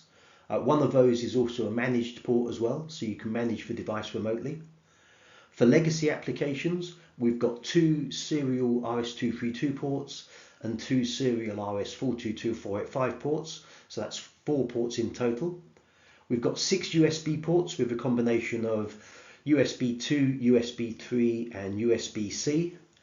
We've got 2 DisplayPort++ connectors, and with a combination of using the USB ports, which are Thunderbolt enabled, the USB-C ports, and by using DisplayPort, you can connect up to 4 monitors. So that could be 4 individual monitors connected using the 4 individual ports, or it could be 4 monitors daisy-chained from a single DisplayPort++ connector, or it could be 2 monitors on each 2 DisplayPort or USB connection. So it gives you multiple monitor capability if you want to drive multiple monitors with these. There's an optional LTE or GSM modem, and there's also Wi-Fi and Bluetooth wireless connectivity, and that can either be built in or using a separate external wireless modem that we have. Now with these ones, we don't see that many requirements for legacy PCI expansion, but you do have the option to plug in a PCI expansion card riser, and this can give you capabilities of having 1, 2, 3 or 4 PCIe card expansion slots. So it gives you connectivity for legacy protocols, or maybe for running other options such as additional communications or additional storage, or even maybe additional graphics. Although graphics you probably don't need because you've already got the capability to run 4 monitors from the base unit. Optional extras, we do have things like NVRAM, and we also have the option for an artificial NPU, a neural processing unit based on the Halo chip. So for people who've got your heavy AI workloads, then you can use that Halo chip, which can give you much higher throughput for those AI workloads. So these are ideal for premium, critical and larger scale applications where you need higher performance. But although they're high performance, these are actually coming in at a lower cost than the older generation industrial PCs that they replace, including the RXi2BP that I mentioned. So the RXi2BP remains available because we've got a big installed base of that one. But the IPC 6010 has higher performance for a lower cost. So that's why I'm not going to talk about RXi2BP for new applications, because it's already superseded by the IPC 6010. So applications for these IPCs, again, multiple applications. HMI SCADA server would be an obvious one, running our Movicon software. PACEdge is another one, and I'll come on to the PACEdge IoT solution later. Maybe running your own control algorithms, maybe running your own special analytics, maybe running a machine level database. And it's a PC, so whatever you can do with a standard PC, you can do with these devices. And if you want the local monitor, we have the RXI industrial monitor range, so you can connect a monitor. And of course, it's got USB for keyboards and mice and whatever other technology you need. So you can use it as a rugged industrial system as well. Key points about these, you've got that -40 to +70 operating temperature. The standard is 0 to 70 depending on the model, but -40 is an optional. And then you can also then, with these ones, we get very high levels of ruggedness. You've got at least IEC 61131 Part 2 compliance with very good shock and very good vibration protection. Again, you remember that there's no moving parts, so that there's nothing to wear out. So zero maintenance and a long life, these sorts of industrial devices.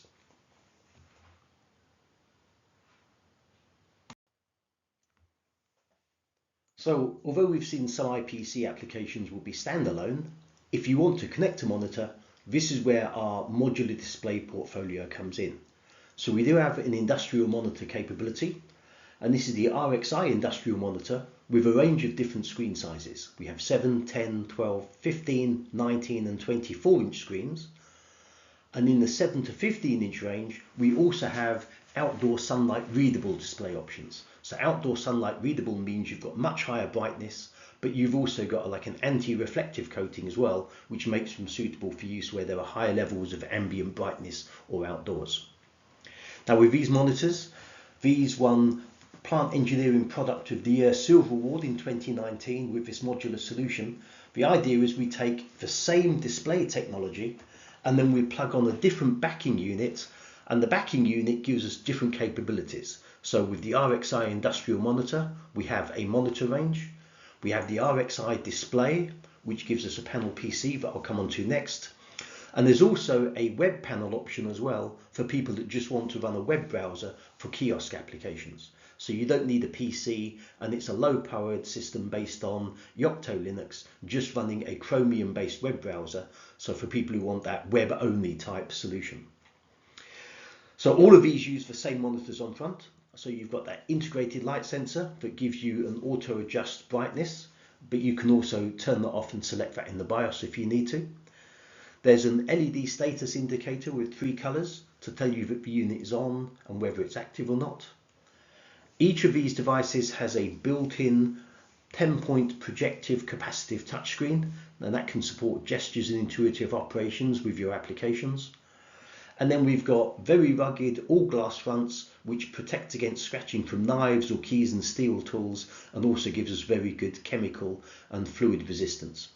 And these screens, when correctly mounted in the panel, they're all IP66 screens.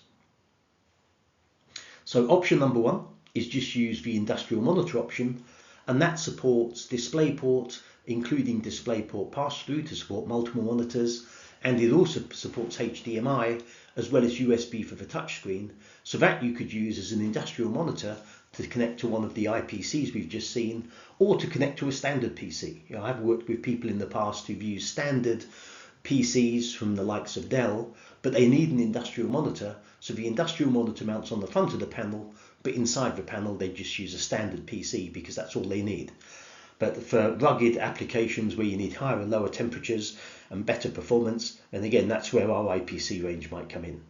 So the industrial monitor goes from 7 to 24 inches, and again in that 7 to 15 inch range you've also got the option there of sunlight readable display. And all of them featuring that multi-touch capability using a capacitive touchscreen. So we've covered about half the market with an industrial PC. We cover a bit more of the market requirements with an optional industrial monitor. The other part of the market is for people who are purely focused on the display but want something that's easy to mount without having to have that interconnection of the HDMI or DisplayPort cable and the USB cable for the touchscreen. So this is where our RXI panel PC comes in. So this is using that same range of displays. We have a choice of 12, 15, 19 and 24 inches. The 12 and 15 are also available with that outdoor sunlight readable option.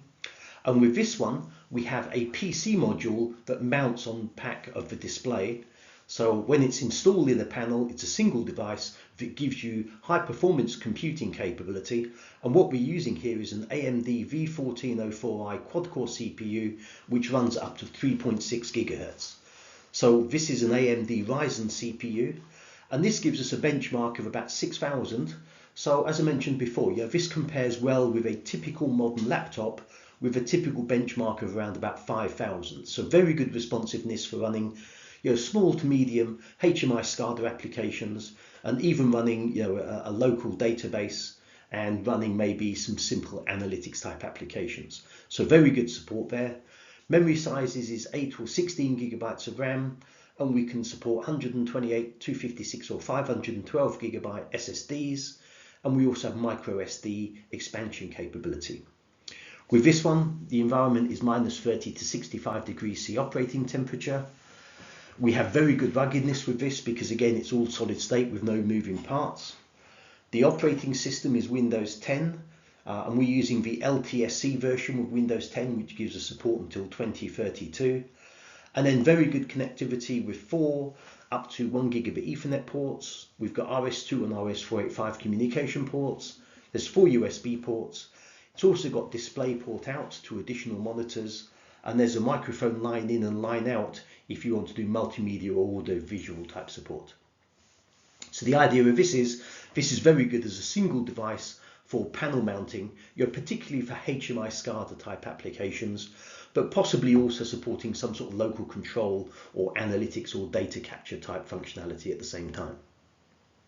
Again, this would be a very good add-on for using with our Movicon HMI SCADA software, so you could have a single panel-based device for your HMI SCADA for machine or cell level type operations.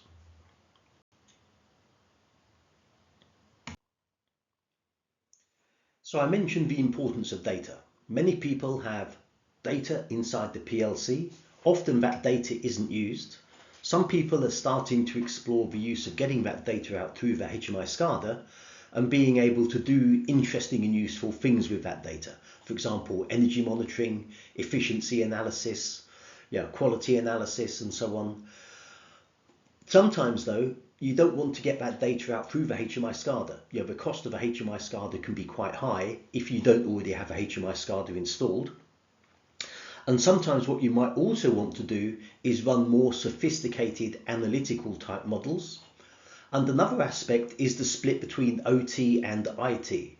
So HMI SCADA is very much in the operational technology or OT world, and it's implemented by the engineering type of people who are more used to using the PLCs, whereas there are also categories of people who are looking for IT solutions, so information technology, where it's more the centralized and the server related, and also more these days virtualized and cloud-based technologies. But we face the issue that these devices where we're connecting to are often at the edge. So the edge is an IT-centric term, meaning at the edge of the network. We also use terms like Internet of Things or Industrial Internet of Things, and we use this various terminologies. And in Emerson, we have a solution to enable database collection and data collection and running of local analytics, and that solution is called PACEdge. So I'm going to introduce you now to what the edge is, what we can do with IIoT, and how we can implement these solutions using our PACEdge solution.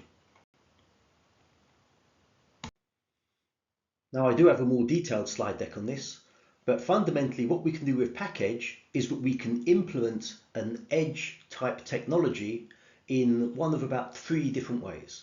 So the entry level is sort of on the left, where people want to collect data from the edge. So remember, you think of IT. IT is information technology, where you've got all your central servers and your central databases. In order to be able to collect data from PLCs, which are often at the edge of that network, then that's where you need some sort of device. And we have the possibility of using PACEdge as an edge gateway. So what an edge gateway does is it runs alongside the PLC. The PLC is running the machine or process. It talks to the I/O, and then we use the edge gateway to collect and forward data from the PLC, or possibly even directly from the I/O, and then we can forward that data up from the machine layer into the enterprise layer. So that might be going to an on-prem database, it might be going to a cloud-based database. But really the edge gateway is all about collecting data for use in other applications. Now in the center, we extend this, we have the idea of edge computing. And the idea of edge computing is maybe you've got a bit more data, maybe you want to do some local analysis of that data, maybe you even need to do some closed loop control. So we've still got the PLC and the I/O as before, but now we've got a more powerful edge computing device that can do more powerful data collection and analytics. So for example, with a typical PLC, this is normally running your high-speed control loop in the order of milliseconds up to fractions of a second. But your edge computing loop might be running at the order of half a second upwards to a few seconds. And what it might be doing is it might be doing wider integration of external applications.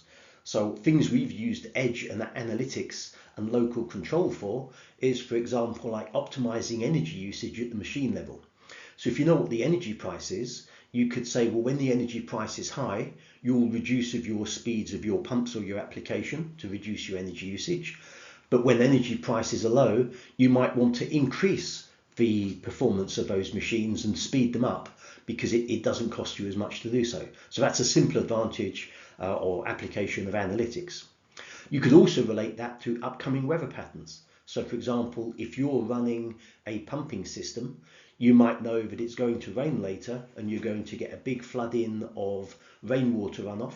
So you might want to empty tanks to be able to take that flood, or you might want to say, well, I'll stop filling tanks now because they're going to fill anyway from all this rainwater runoff that's going to come in soon. So you might also combine that weather usage with your electricity costs and say, okay, I know it's going to be raining, I need to empty these tanks, let's wait a few minutes until the energy price drops and then I'll empty the tanks. So you can do some quite advanced analytics which can result in significant savings. And that can relate to chemical usage, it might relate to the way your machine operates, it might relate to external applications such as weather or energy price data.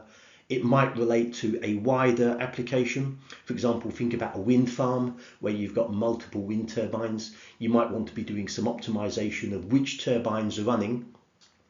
And that's a whole subject in itself. But Emerson does have a wind control solution, and it's all about optimizing the wind farm to use the wind turbines as efficiently as possible, but also taking into account individual wind turbines and optimizing the maintenance operations, making sure that one wind turbine isn't in the shadow of another turbine depending what the wind direction is. Making sure that, for example, do you run all the wind turbines at maximum efficiency? So does that mean running all of them, or does it mean turning some of them off when the wind speed is low? So that there's a whole range of analytical type applications out there which you can run at your local edge computing device, but also it can still act as that forwarding device to get data up to the enterprise level.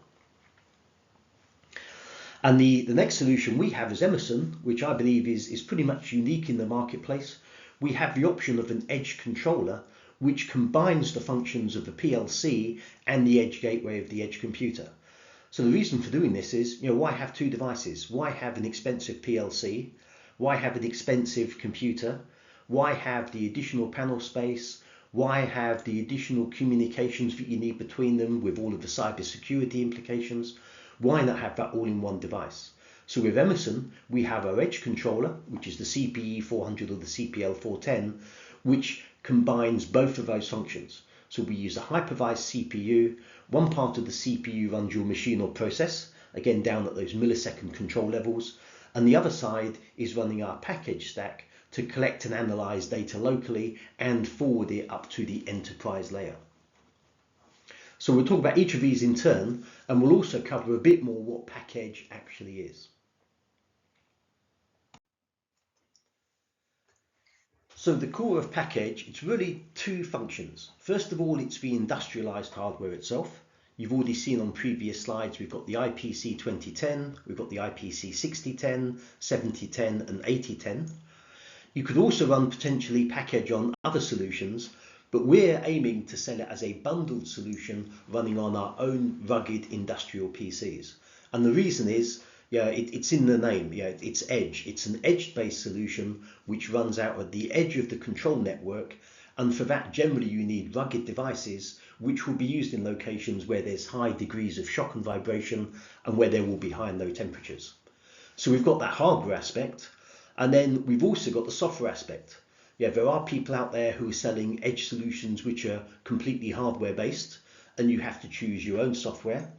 There are other people who give you a completely software based solution, and then you have to choose your own hardware, which we can help with. But our solution is to provide both. It's a combination of the both industrialized rugged hardware and the software components you need to build your applications. So PACEdge is a variety of software components based on both open source and our own Movicon software. So we start with the base layer, which is about managing applications, and we use a Linux operating system, and we use Docker for application management with containerization. The key point of containerization is to isolate and simplify the different applications for maintenance purposes, but we can also use that for cybersecurity as well.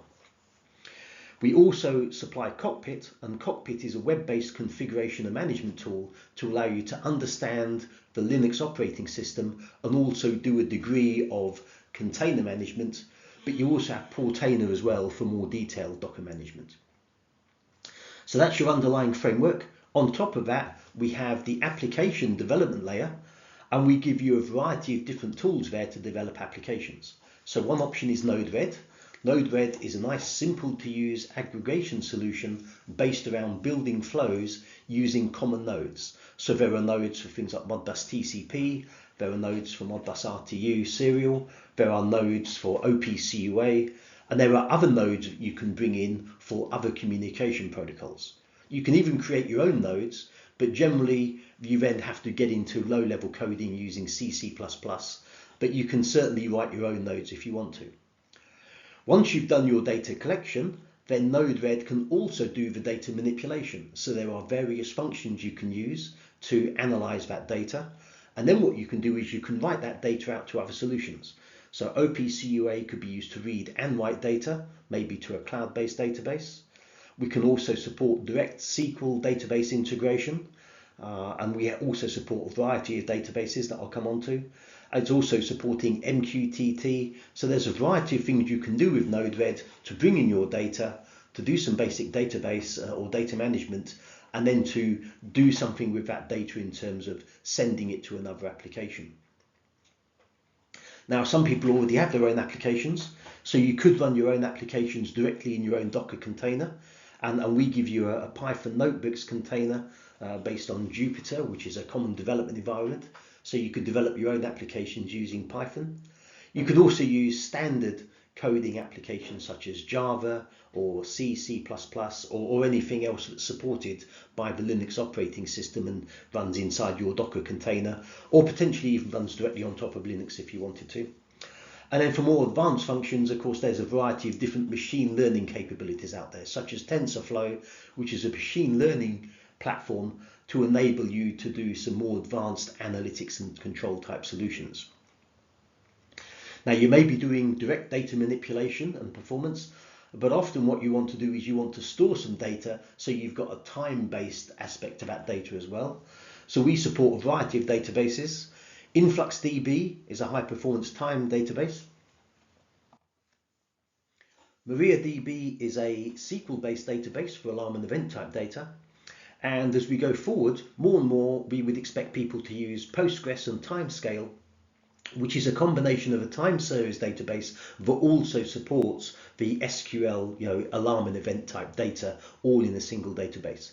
So there's a variety of databases there depending on what your preference is. And again, you could implement your own database. These are all open source solutions though, so they should cover the vast majority of needs. So local control is one option, local database storage is another. Of course, you can also send data up into the cloud as well. But then you might want to do visualization. So with visualization, you could do that directly within Node-RED, but we also give you Grafana, which is a very good dashboarding and trending and reporting type solution. So with Grafana, you can take some really attractive, nice looking dashboards and reports and allow users to understand what's going on with their application. And there's also an option for Web HMI. Web HMI is our Movicon solution for a web-based HMI SCADA platform. So we run the web HMI server inside the PACEdge box, and then you could either optionally connect an industrial monitor, or you could use a web-based remote device to enable you to display those web pages using a true web type interface and a true HMI SCADA type application. So Grafana, that's normally for data visualization only. The benefit of something like Web HMI is, again, we're moving more back to that OT focus, but it also more easily supports writing set points back to the PLCs for operator interfacing purposes. For connectivity, the key one there is OPCUA for IoT data exchange, and that's supported by Node-RED. We also have an option to use our Connext OPCUA based IO server, and that gives you multiple protocols. As well as OPCUA, we also support many different PLC protocols from multiple vendors. And another common protocol we find in IoT applications is MQTT. So we have a built-in MQTT broker or server locally, but you can also interface using Node-RED or Connext to an external MQTT server as well. So comprehensive set of well-known and standard tools for building applications, with the add-on of using our Movicon tools to give you a bit more of an OT capability, as well as some additional flexibility in terms of the visualization and the data connectivity side. Now you may ask, why am I buying PACEdge? I could just buy an industrial PC and integrate those open source components myself. Well, certainly yes you could, but what we've done is we've done some extra work to give a very secure as well as a high performance functional architecture. So first of all, we've integrated the apps and managed them in containers, and this allows you to have easier deployment and system access, as well as improving cybersecurity. The way we implement cybersecurity is by closing down network points. They are closed and locked down. And this is a tough job. So by using a vendor to do this for you, this takes out a significant workload from using and integrating all of those components yourself. It also takes out the fact of, which components would you work in the first place? It's interesting that we see some consolidation inside the IoT space, but it's not that long ago where I went to an exhibition and there were about 600 different IoT software vendors, all pushing a very slightly different solution. I think life is a bit easier now, but even so, there's a big choice of different solutions to use out there. So Emerson has effectively done that work for you by choosing the best of breed solutions and integrating them in a secure way. Now, what we also do for additional security, we've closed down the network communication. There is network communication between containers with some ability to communicate to outside applications, but that can also be very highly secured, so you can prevent external access to the components that you don't want people to have access to. For application data storage, we map to data volumes, and we're managing that with the host operating system. So again, there's an extra task you would need to do yourself that we have now resolved for you, because that's implemented automatically for you. Another thing we give you is remote access via a variety of different VPNs. So they're all included as standard with PACEdge.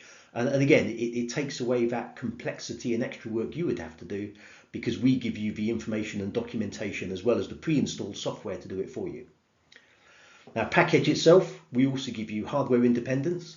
This is deployed on ARM, AMD and Intel based systems. But again, we're making that easier because we give you those hardware solutions. We've got a range of solutions going up from a few £100 or dollars of euros all the way up to very high performance solutions which cost a bit more but give you much more performance. So again, there's a high level of scalability with PACEdge, but using common software components and all integrated and managed in the same way. Another aspect is group management. It's fine if you've got one or two devices, but when you get up to 20 or 30 or more, 50, 100 or so, then it becomes a lot harder to manage them. So we also have a group management tool. The group management tool allows multiple deployed units to be updated together from a central location. So that's again another headache that you would have if you were doing this yourself that we take away. And then finally, Emerson is version managing the platform and ensuring interoperability of all these components. So again, it's taking away a task for you, and we're making sure that the versions we use, first of all, they're updated on a regular basis, But when we do updates, we make sure that all the updates are coordinated. So again, taking away those headaches of where you might upgrade one component and then find out it's not interoperable with another component, so now you've got to update that one, and that can be very hard work. So again, we take away a lot of headaches by making it much more than just a collection of open source components. And of course, we also add in the additional benefits of Movicon with Connect for data connectivity, and also using Web HMI for a web-based HMI solution. So a very good solution combining hardware and software to give you an edge or IIoT solution, and managed by your vendor, Emerson, rather than you having to do all that work yourself. And here's the other benefit. Why buy two boxes when you can buy one? We have the PACEdge Edge controller, which is based on our CPE 400 and CPL 410 hardware. So it uses the same PACEdge runtime as all of our other PACEdge PLCs. So that's that same programming with PAC Machine Edition, the same Profinet integration, the same fault finding techniques. So this is what you do to run your real-time control. So this performs your rules and calculations, your real-time deterministic control down to 1 millisecond cycle times, and manages all of your intelligent sensor data. It'll also give you integration with DCS and AMS type applications using HART. And then on the other side, you have the PACEdge software running Linux applications. So this allows you to do data processing, analytics, visualization and dashboards, data logging and recording, remote monitoring and diagnostics, and even running that local HMI option using the web HMI with a connection of a web-based display. So you get the combination of all of these different capabilities in a single box. So the key benefit of this is, first of all, it's a single box, so you're reducing your overall cost of purchase. You have better integration of the two boxes with a virtual Ethernet channel, so you're not having to do a lot more work on connectivity. And then of course it's a single box, so less panel space, less wiring, fewer power supplies. So it's a great integrated solution to combine all of these edge control type functions.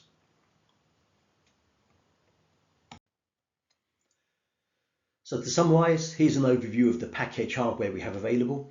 We have the micro IPC for smaller machine level analytics and edge connectivity applications, ARM-based CPU with a smaller benchmark, but at a low cost.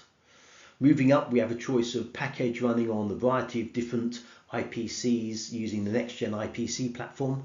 So that's a combination of various CPUs going from about 2 gigahertz up to 5 gigahertz with a benchmark of between 8,000 and 22,000, large amounts of RAM and very large SSDs, but with that high performance connectivity options. And then we have the Edge controller, which has a bit more performance than the micro IPC, not as much as the next gen IPCs, but the key benefit is it's combining the PLC CPU and the Edge IPC in a single box.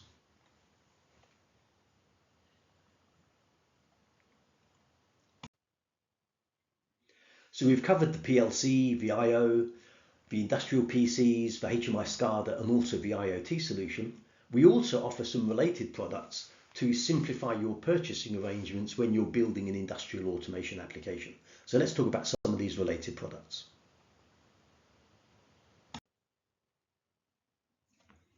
So first of all, we have motion control solutions under the PACmotion brand. So motion is often involved in control applications. And there's two real types of motion we see. First of all, there's controlling standard AC motors, or sometimes more advanced motors, but typically these are AC motors. And for this, we have the PACmotion variable frequency drive solution. So the idea of the variable frequency drive is it varies the AC frequency to an AC motor to allow you to better control its startup and also to allow you to run its speed. So you might have an application where at different times you run things at different speeds. Maybe it's conveyor control, maybe it's fan control, maybe it's mixing, maybe it's pumping. So by applying a variable frequency drive to the AC motor that controls those functions, you can have better control of the application. And that can include energy efficiency by allowing you to start and stop the system more efficiently, and also by reducing the speed when it's not required. And of course, it also gives you better control because you can control the speed of the application based on your requirements at your particular time. We also have a pack motion servo solution. So servo generally involves high precision DC motors, and with an AC motor generally you supply a frequency to the motor and the frequency controls its speed, and then that's it. It's normally open loop, although we have closed loop options as well. But with servo control, it's normally a closed loop system. So what you do is you supply a DC voltage to the motor, you control its speed very accurately, and the reason for controlling its speed, you would have some sort of position feedback, and using that position feedback you can very accurately control the position of whatever it is you're managing. So maybe that's positioning of some sort of robot arm, maybe that's fine positioning for clamps or other types of devices, maybe you've got like a pick and place machine, or maybe you're doing some sort of machining like turning or milling, and that's where servo motion can help. So servo motion tends to be smaller motors but much more accurate based on that feedback. So we've got support for both of those applications using the pack motion range, again both VFDs and also the high precision servo control solutions.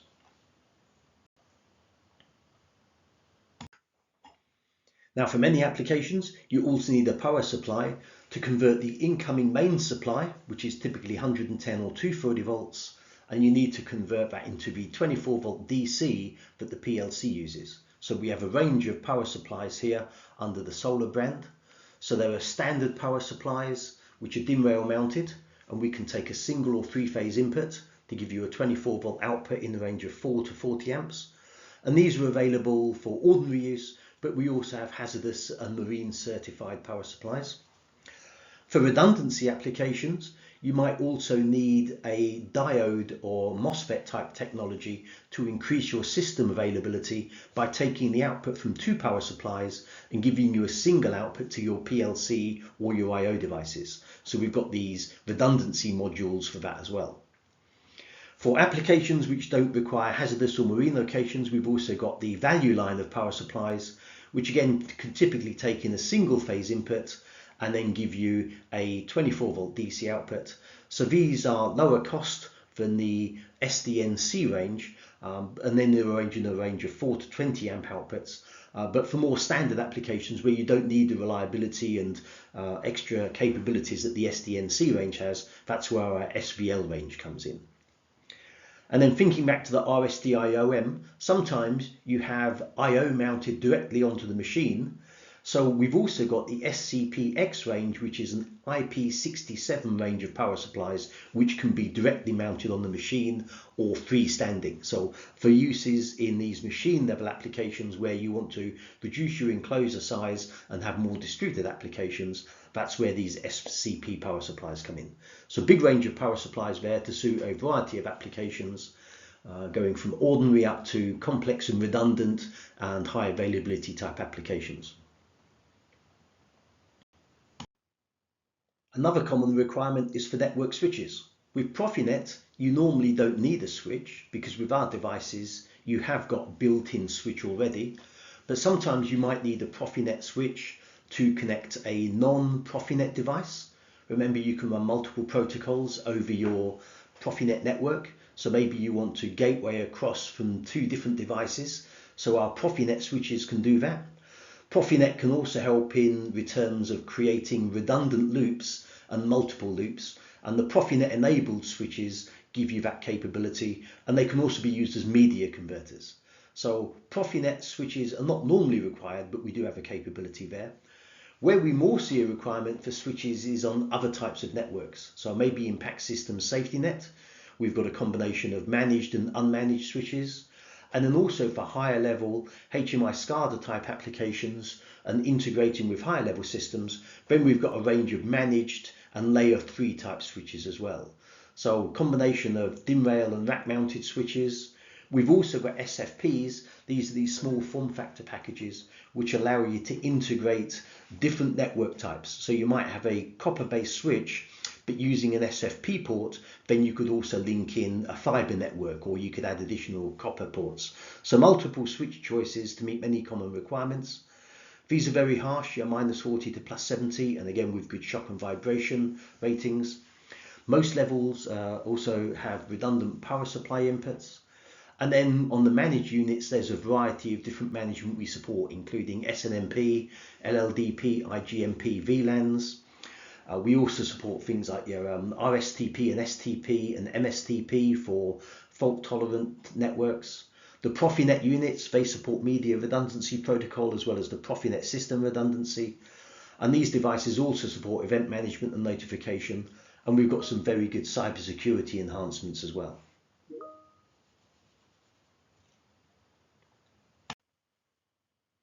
So having covered some of the individual components, let's look at how we can combine all these components together to make up the architectures that would solve the automation issues that we come across, and in order to complete these into final applications.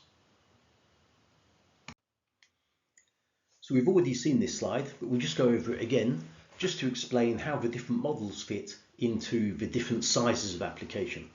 So for small applications, we'd use a micro PLC, and that could consist of an operator interface, the Quick Panel Plus, or the PACSystems operator interface communicating directly with I/O. And with the RSTIE PIO, that would be with Modbus TCP. And we can also combine safety that way, because with the safety controller, the safe feed input module, we have that capability inside the RSTIE PIO. We could potentially also integrate a PACmotion VFD that way, but that might be using hardwired I/O rather than the communications network, or potentially maybe using a serial interface to the PACmotion VFD, which does support Modbus RTU, but it's a bit messier. So a better solution for integration of motion might be to use the operator interface if necessary with the new PACSystems micro PLC that's coming out in 2026, and that will have better support for Profinet integration to motion as well as more I/O solutions. It's going to cost slightly more because you've now got the cost of the CPU, but the micro PLC isn't particularly expensive, so this might work. So certainly for low cost applications, we've got a couple of choices there depending on what solutions you need. Does it include motion? Does it include safety? And of course your solution could look a bit more complicated than that, but as you move up, then you're maybe looking at more moving over into the compact size. So micro PLC, typically for small, simple applications, up to about a couple of hundred I/O. But as I say, there is potentially some overlap into the compact range. So with the compact range, we're now looking at slightly bigger machines that cost a bit more money. And because those machines are more expensive, they can justify a more expensive control solution. So again, you've got an optional operator interface using Quick Panel Plus or the upcoming PACSystems operator interface. For this one, we would use the PACSystems RSTIEP with the CPE200, the compact PLC range. So this can cover 100 up to about 500 I/O. Again, these I/O sizes are very rough. You could go smaller, you could go a bit bigger. It would depend on the application complexity. In practice, with the compact CPE200, you could go up to quite a bit larger than this, but then you might be overlapping into what you could do with some of these larger PLCs. But with the RSTIEP, you've got the CPE200. Again, good integration of PACmotion VFD via Profinet. Good safety integration. And the benefit of doing it this way is you've got slightly more I/O, you've got larger CPUs which are more powerful, and you've got that nice Profinet capability, as well as maybe a faster backplane for larger applications. So that's another thing to look at, is with the micro PLC, more suitable for discrete applications with a limited amount of analog I/O. The compact range would support a larger number of analog I/O with a greater throughput across its slightly faster backplane. Now for large applications, you're normally looking at the rack-based PACSystems RX3i, and now we've got performance which is much faster along the backplane. We've also got better support for Profinet with more devices. Again, you could integrate your safety there using RSTIEP. What you could also do is have more PACmotion integration. Remember, with this we can support more devices, and with this we also support PACmotion servo as well.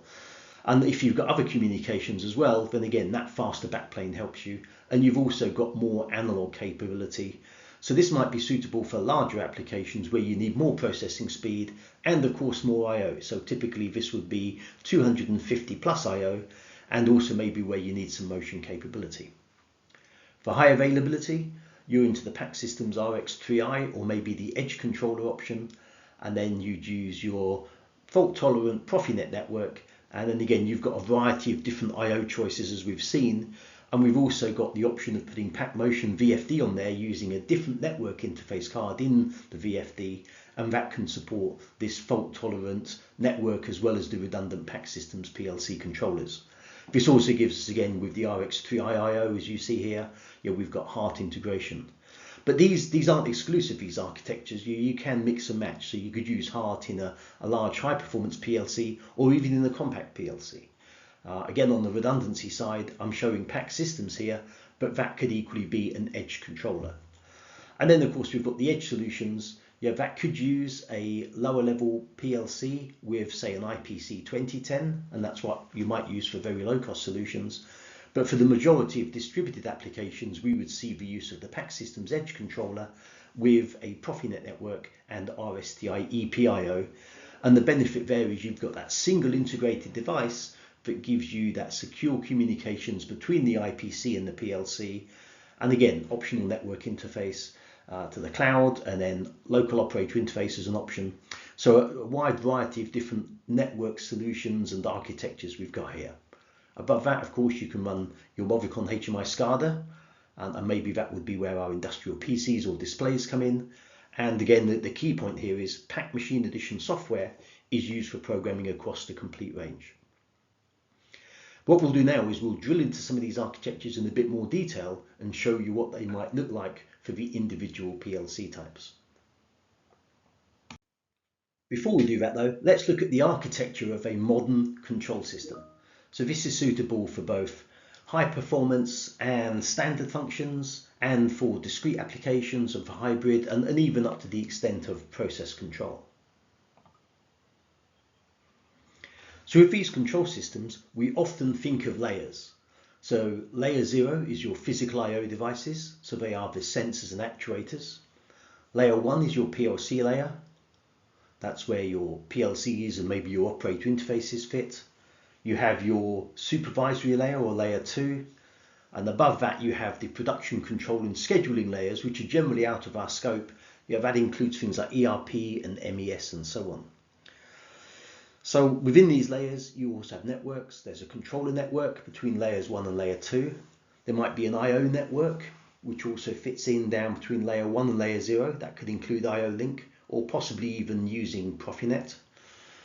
Between layer 2 and layer 3 and 4 you might have your enterprise network, and that can be segregated in multiple ways. And also at layer 2 you might have your own HMI SCADA type network, including Wi-Fi to your mobile clients.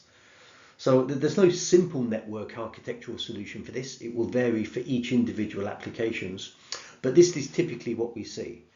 So first level is, we combine often layer 1 and layer 2. They're often combined by the PLC and HMI SCADA acting together to provide real-time control and supervisory functions. Now, one thing I see here often is that it used to be that the PLCs could operate independently, but very much now the HMI SCADA, along with perhaps the integration into the MES system, this forms a key part of the control solution, particularly in discrete applications, certainly in things like automotive, but also some other applications. And what that means is if the HMI SCADA isn't running, you can't manufacture, or if you can only manufacture at a much lower rate compared to if you had the HMI SCADA available.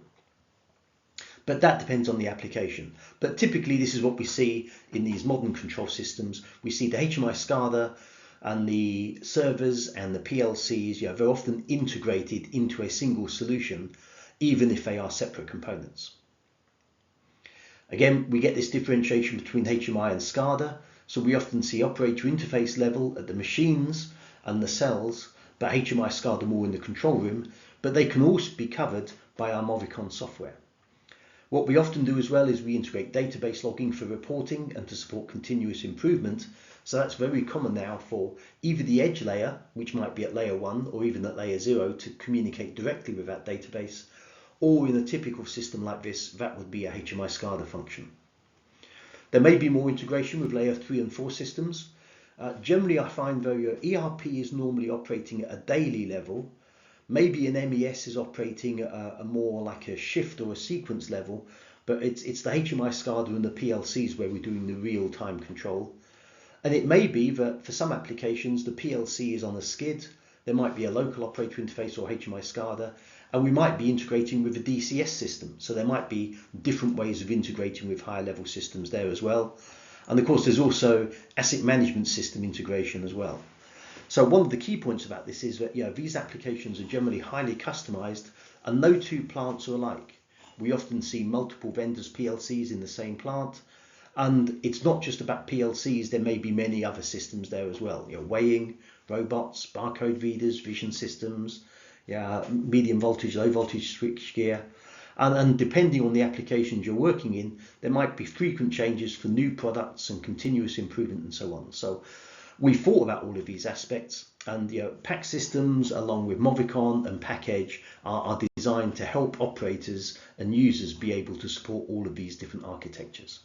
So again, let's dive into some of these in a bit more detail to see what a final architecture might look like, and we'll discuss those in turn. So we talked about using a Quick Panel Plus or maybe the upcoming PAC Systems operator interface as a controller.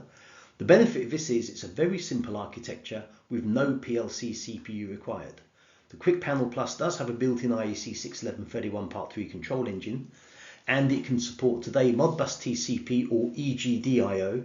We are looking at extending that to Profinet with the PAC Systems operator interface, but for now it's Modbus TCP or EGD. So Modbus TCP gives you very good communications to our products, such as the RSTI EPIO. You would use the EPX MBE001, which is the Modbus network adapter, along with the standard RSTI EPIO. Or you could use our Versanax IO, and for that one we've got the IC200 EBI001, which gives you a direct Ethernet interface using Modbus TCP or EGD. Modbus TCP, that gives you about a 50 millisecond scan time. EGD is a bit faster, but you're probably constrained here by the speed of the Quick Panel Plus. So this would be great for small applications, maybe 50 to 150 IO, where there isn't too much of a speed requirement. Your typical scan time here would be 25 to 50 milliseconds, but you could have different communication options here, and this could also communicate up to other high-level systems. But this is a common architecture for small, simple machines that need a local operator interface, but where you want to keep the cost of the control solution down. So as I mentioned, we can eliminate the cost of the PLC CPU by using the Quick Panel's built-in PLC control engine.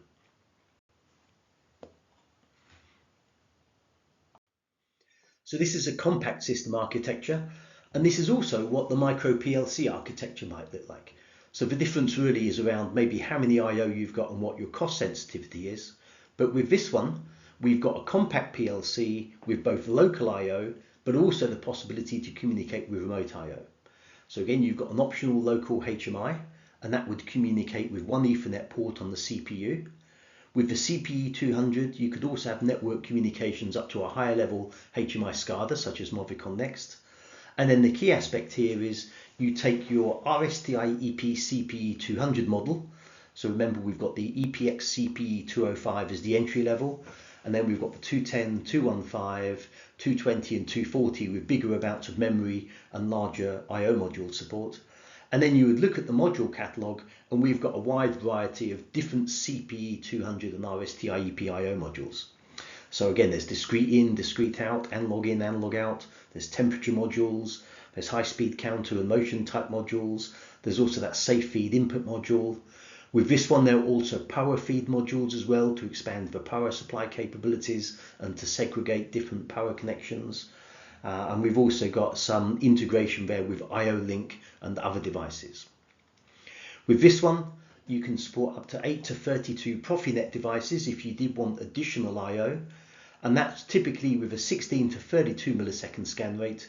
And with the CPE200, I would say that's the fastest scan rate we could achieve, would be 16 milliseconds.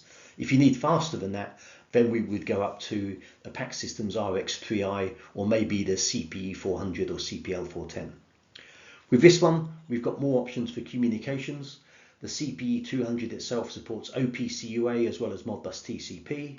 We've got a variety of options for Modbus RTU serial support using either the built-in serial port or using an RSTI EPIO module, because there's the EP5261 module there for Modbus RTU. We've also got that local safety I mentioned. We've also got Profibus support. That would use Versamax to go from Profinet to Profibus. We could also support DeviceNet, although that's getting harder and harder to support these days. There's also DNP3 capability, because we can go from DNP3 with the CPE215 and above. And we can also support as well, which isn't on this slide, IO Link.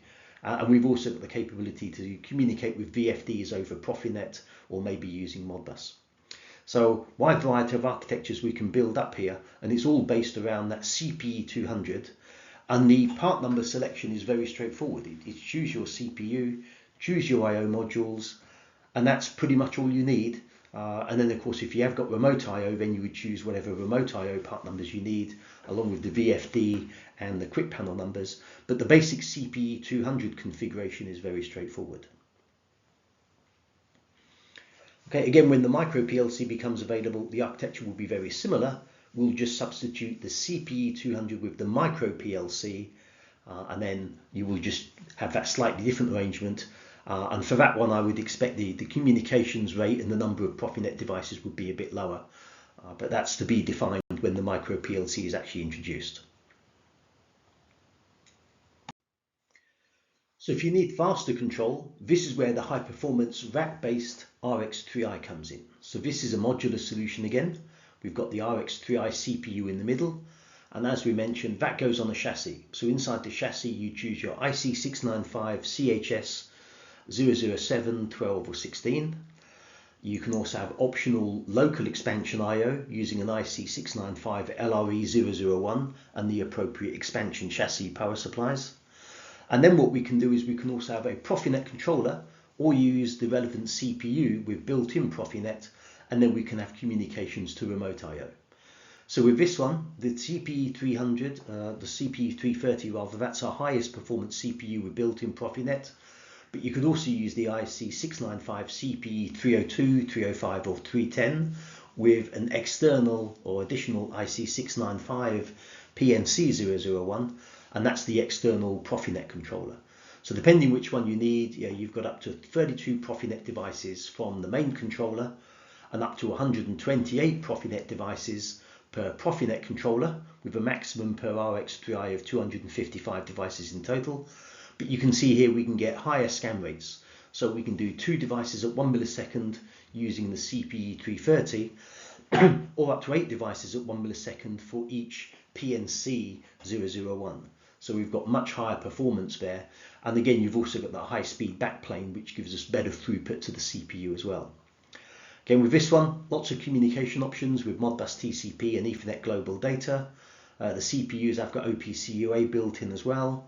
Again, we've got Modbus RTU, we've got a Profibus module. We've also got options for IEC 61850 and IEC 104 outstation and IED communications, as well as DNP3. And with this one, then you've got a very wide variety of different I/O support. So as we mentioned, RSDIEP is our low-cost slice I/O. You've got the option of using the RX3i with the Profinet scanner, and that gives you the option of using RX3i modules with HART interfaces, as well as a sequence of event option. The RX3i modules also include the IC694 PSK001, which is a grid monitoring solution to monitor 3-phase electricity. We've also got a reduced subset of that with the RSDIEP as well, with the EP1813 module. But depending what you want to do, then there's a different variety of options there for monitoring single phase or 3-phase power.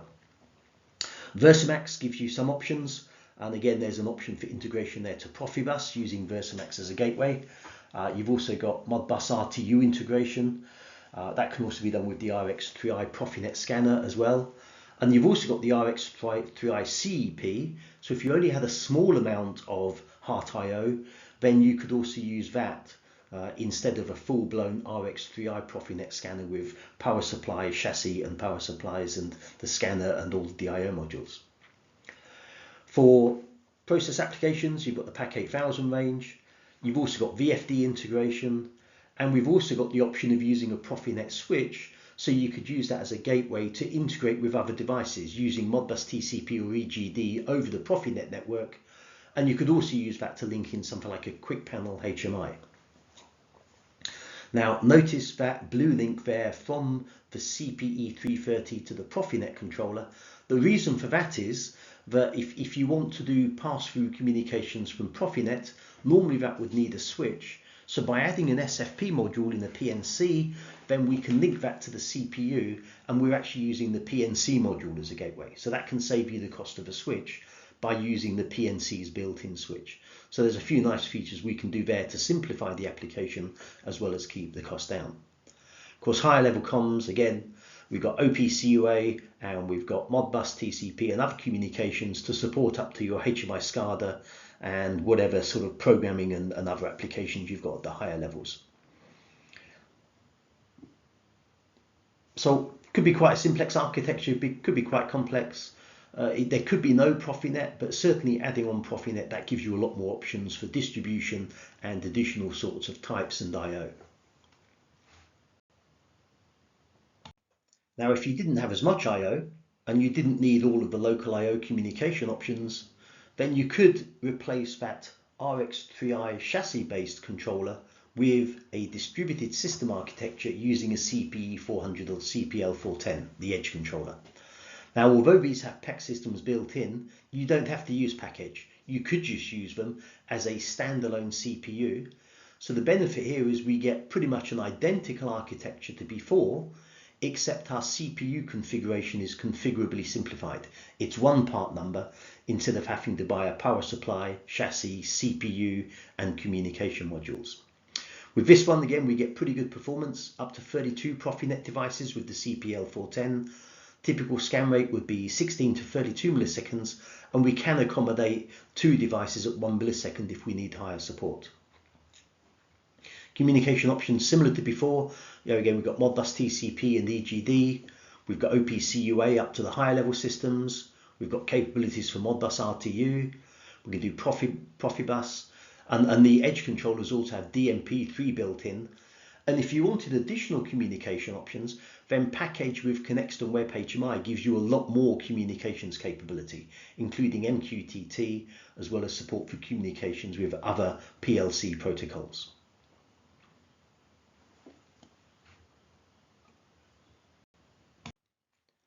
So now we move up to high availability architectures using the RX3i. So for this one, we have to use the CPE 330. And what we do is we add in reflective memory modules. So you need either 1 or 2 of those per chassis. We have the IC695 RMX128, which supports multi-mode fiber for distances of several hundred meters between the controllers. And then we also have the IC695 RMX228, which uses single mode fiber, and that extends the distances considerably between the 2 controllers. On the I/O side, it's Profinet as before. Same I/O modules. Generally, we have modules that do support the Profinet MRP and the Profinet system redundancy, but for some of these, the part numbers might change. So for example, for RSTIEP PNS, there's an EPX PNS 001 for simplex controllers, and then there's an EPX PNS 101 which supports redundant controllers. But for many of the other devices, it would be the same part numbers. There would just be a little bit of extra configuration to configure the redundancy side on the CPU, but otherwise it's really redundancy for the cost of the spare.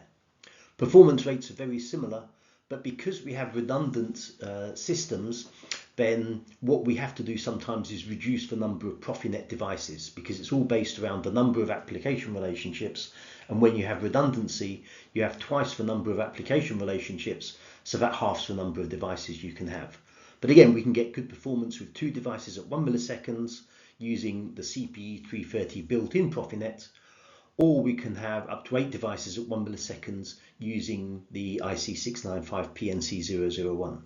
Again, same level of communications, and a lot of those are also supporting redundancy with no additional support or programming or configuration inside the PLC. So this is a very good solution for high performance redundancy. You're just adding in those RMX modules in order to have the synchronization of the CPUs.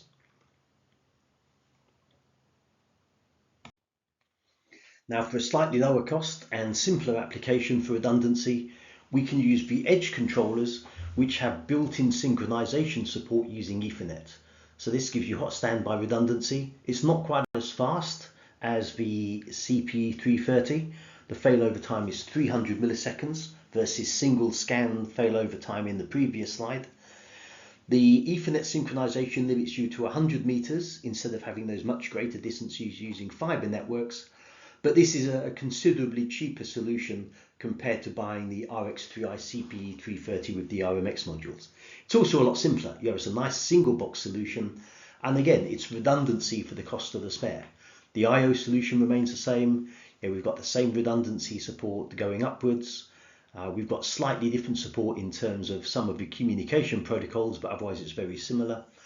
But we have got the support for up to 2 devices at 1 millisecond scan rate if you've got higher speed networks requirements. Otherwise, a very good solution for high availability. And you've also got built-in PACEdge, although again, PACEdge is included effectively for free, so it's there if you need it to give you more communications protocols, but you don't have to use it. It's not wasted if you're not using it. It could just be that you use that in future. Otherwise, you're still getting a very good high performance redundant CPU.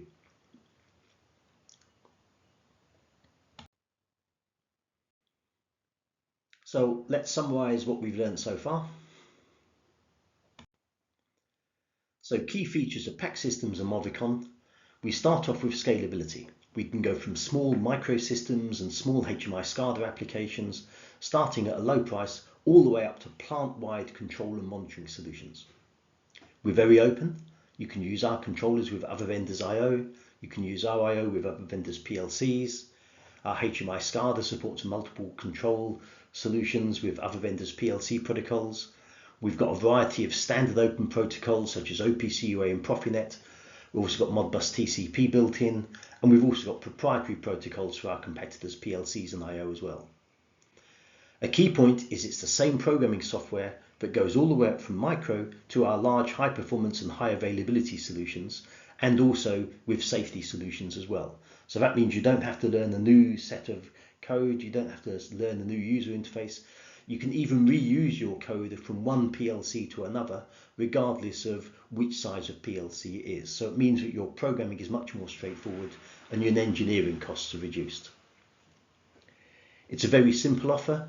Most modules proposed are a single part number with no need to add terminal blocks and other components. And we've got a simple range of CPUs with larger memory sizes. And the benefit of this is it reduces your required inventory. So instead of having to have multiple modules with multiple different spares, you just have a single part number, which considerably reduces the amount of things you need to purchase both initially and for ongoing maintenance. We've got high performance availability with redundancy for the cost of a spare, with no special programming and high performance with single scan failover times. We've got very good cyber security. And also we've got the benefit of one Emerson. You can buy multiple automation products from a single vendor. So within our range, that includes power supplies, switches, motion control, PLCs, HMI SCADA, industrial PCs. But in the wider Emerson portfolio, we've also got sensors and transmitters, final control products, and many other products that are needed for automation applications. So to find more information, you can start by looking on emerson.com. There you can find product overviews and data sheets. The easy way to do that is go to emerson.com and you can use the search option to search for a brand name or a part number. So some of these part numbers are mentioned, but you could also search for PAC Systems or Movicon or RSTIEP, and that would be a great way to find out data sheets and overviews of the products. Our customer center, this contains more technical information as well as software downloads. And for Movicon help and support, we've also got a software experience hub. If you're an Emerson partner, then you can use our global sales portal. And then for all of our clients, internal and external, we also have a web contact form that you can use to contact technical support or customer care. If you want official training, we have an Emerson training website. Go to the Emerson training website, search for training courses, begin with part number 770, and you'll find all the Movicon and PAC systems and quick panel training courses. And of course, if you can't find what you're looking for, or you need detailed pricing or product overviews or other information, then you can contact your account manager or contact one of our pre-sales consultants.